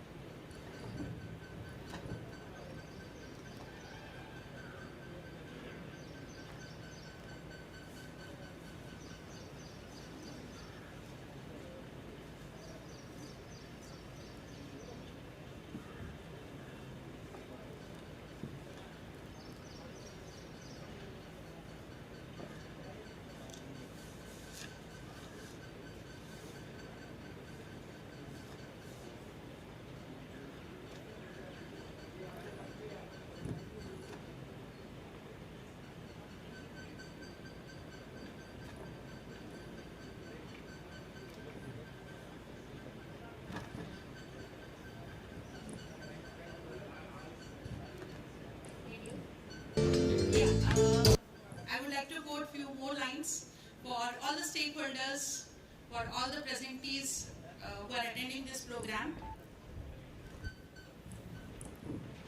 25 साल कैसे बीते न लग पाया अंदाज, 25 साल कैसे बीते न लग पाया अंदाज, ज्ञान के इस सागर की सालगिरह है आज, ज्ञान के इस सागर की सालगिरह है आज। हिल मिलकर हम रहे, सबका रहा सहयोग। सोचते हैं कब आएगा ऐसा फिर से योग। आभारी है हम सबके जो दूर दूर से आए। राष्ट्रीय स्तर के इस मेले में आप सभी छाए।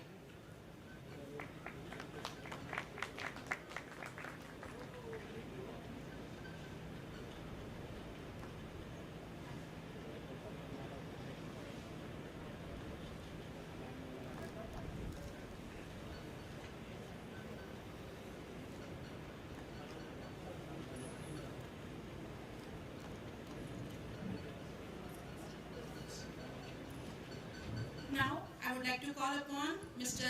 Srinivasan Raju sir on the dais.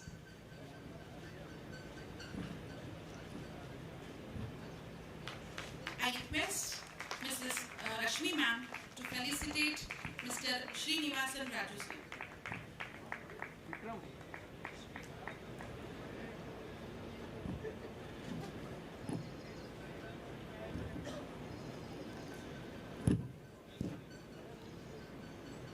Rashmi ma'am felicitating Mr. Srinivasan Raju.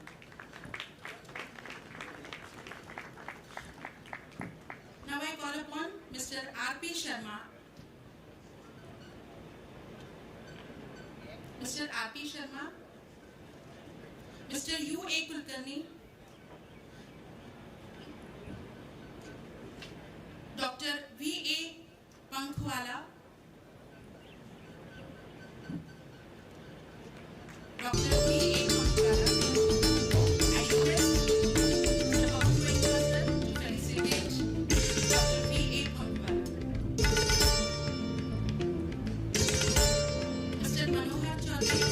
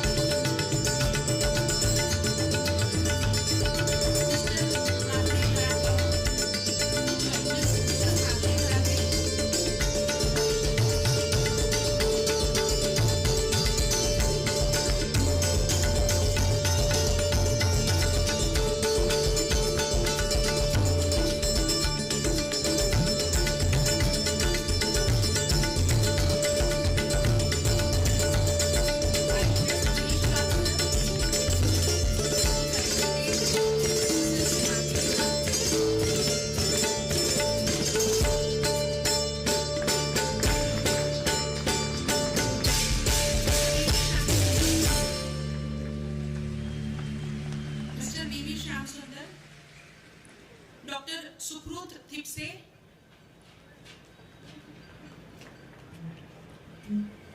I request all the dignitaries to please felicitate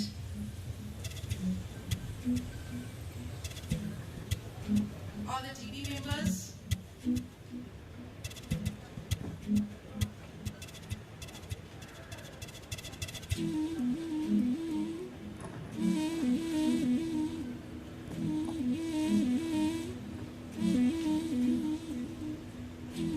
Mr. A. Akbar Batusha, Professor A.V. Bagmare,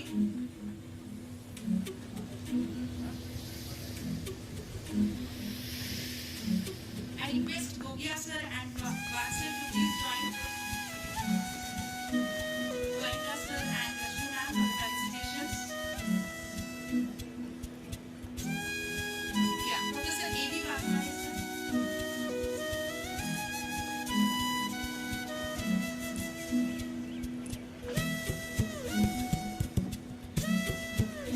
Professor Ramkrishna Agarwal,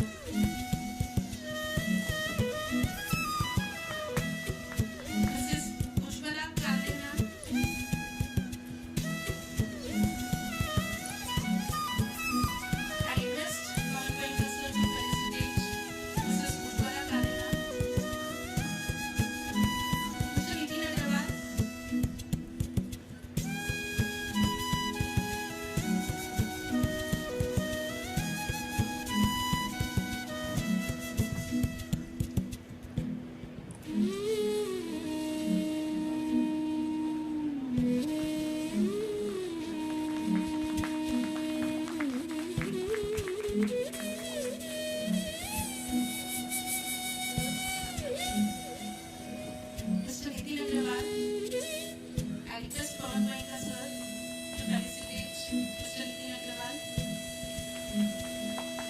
Mr.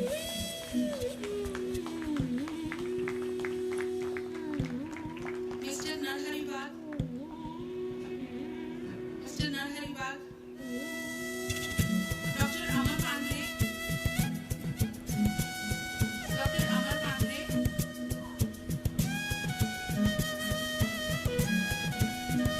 I request Ravi Goria sir to felicitate Dr. Amar Pandey.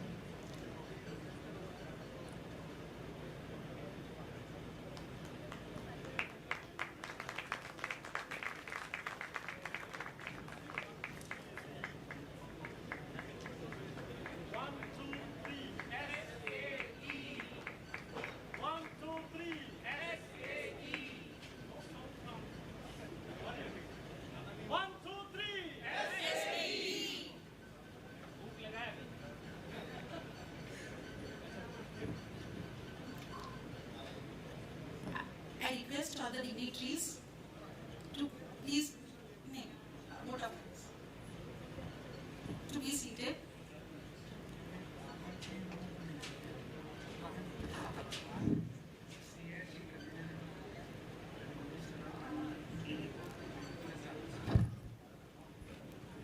We are also request dignitaries to felicitate the past conveners of this year, Mangesh Saraf sir and DJ Kulkarni sir, for their contribution in CR as well as the SAE activities.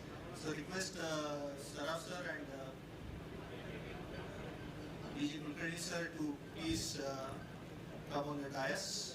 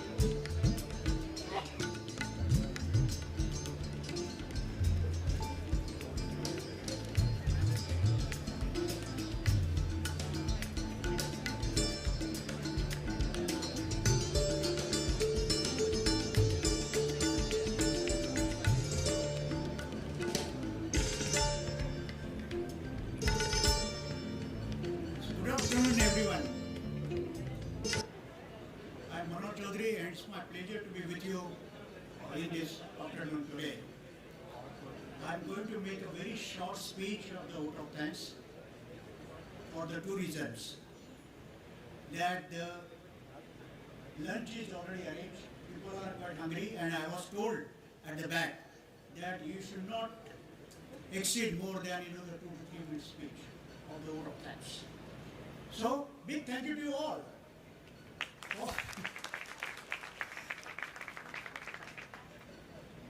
As a convener of SAEINDIA Silver Jubilee Committee, it is my privilege to propose a vote of thanks on the occasion of the SAEINDIA Silver Jubilee celebration program organized by the SAEIS. I thank Honorable Shri Nitin Gadkari ji for spending his valuable time.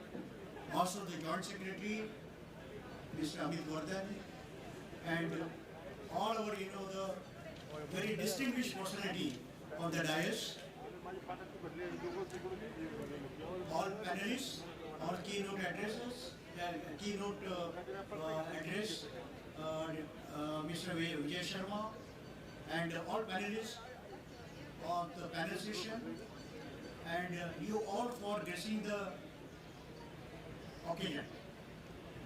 My heartfelt thanks to Madam Rashmi, Pawan Goenka ji, Ravi Gogia ji, and Girish Wagh ji for your participation and guidance. And we look forward for your support and guidance for the SA activities to make it more vibrant to achieve the greater height of success.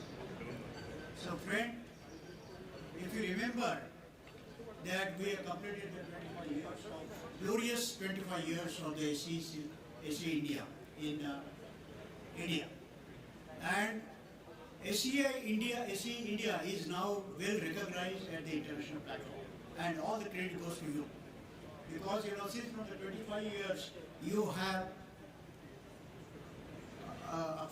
affectionated with the SE, you have given a lot of love, you have given a lot of dedication, and this is the result of it.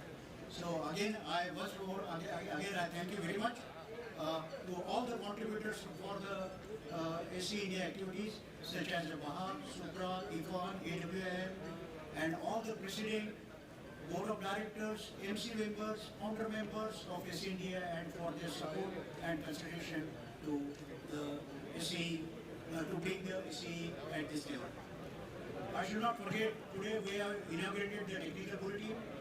I am thankful and appreciate the efforts of coordinator Dr. K.C. Ora, Omkar Deshpande for all-out efforts to bring the edition of the digital technical bulletin, which will be available on the website, and you can definitely refer it.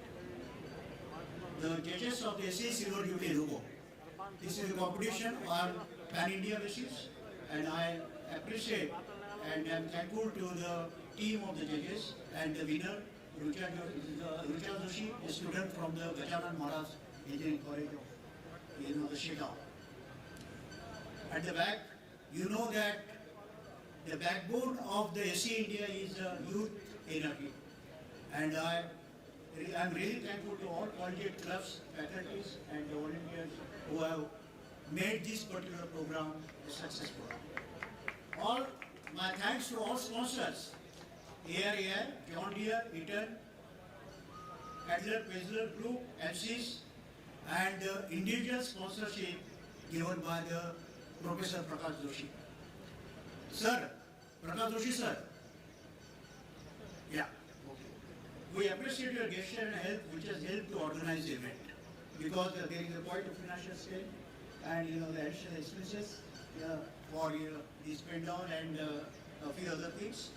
So I'm also thankful to all steering committee, organizing committee members, all section chairman, secretary, staff for the preparation of the event and extending the unconditional support and timely help and guidance. As a convener, I wish to place record of my sincere appreciation and special thanks to K. Venkatraj and team.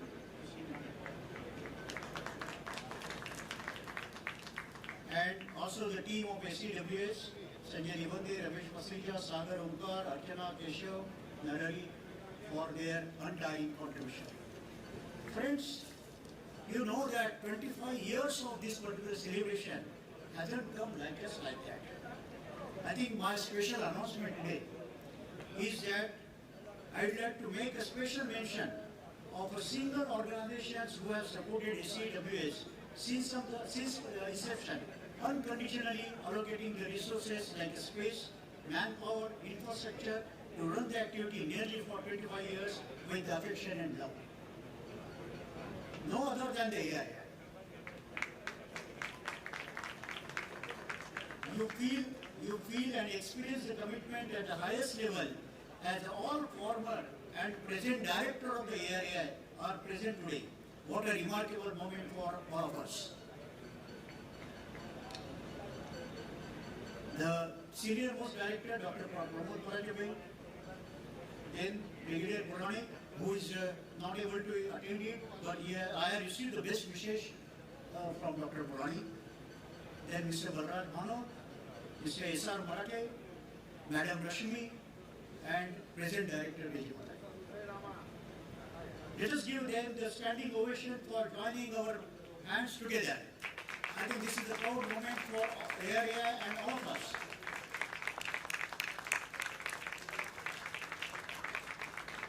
Thank you very much.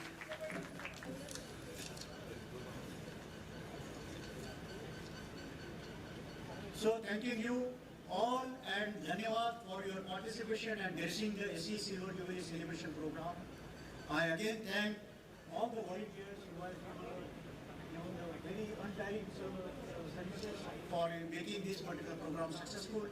And herewith, now on behalf of the ARAI, I cordially invite you for the lunch, and I request you to raise for the national anthem, and then we'll go for the lunch and the discourse. So thank you very much once again. Big thank you to you all.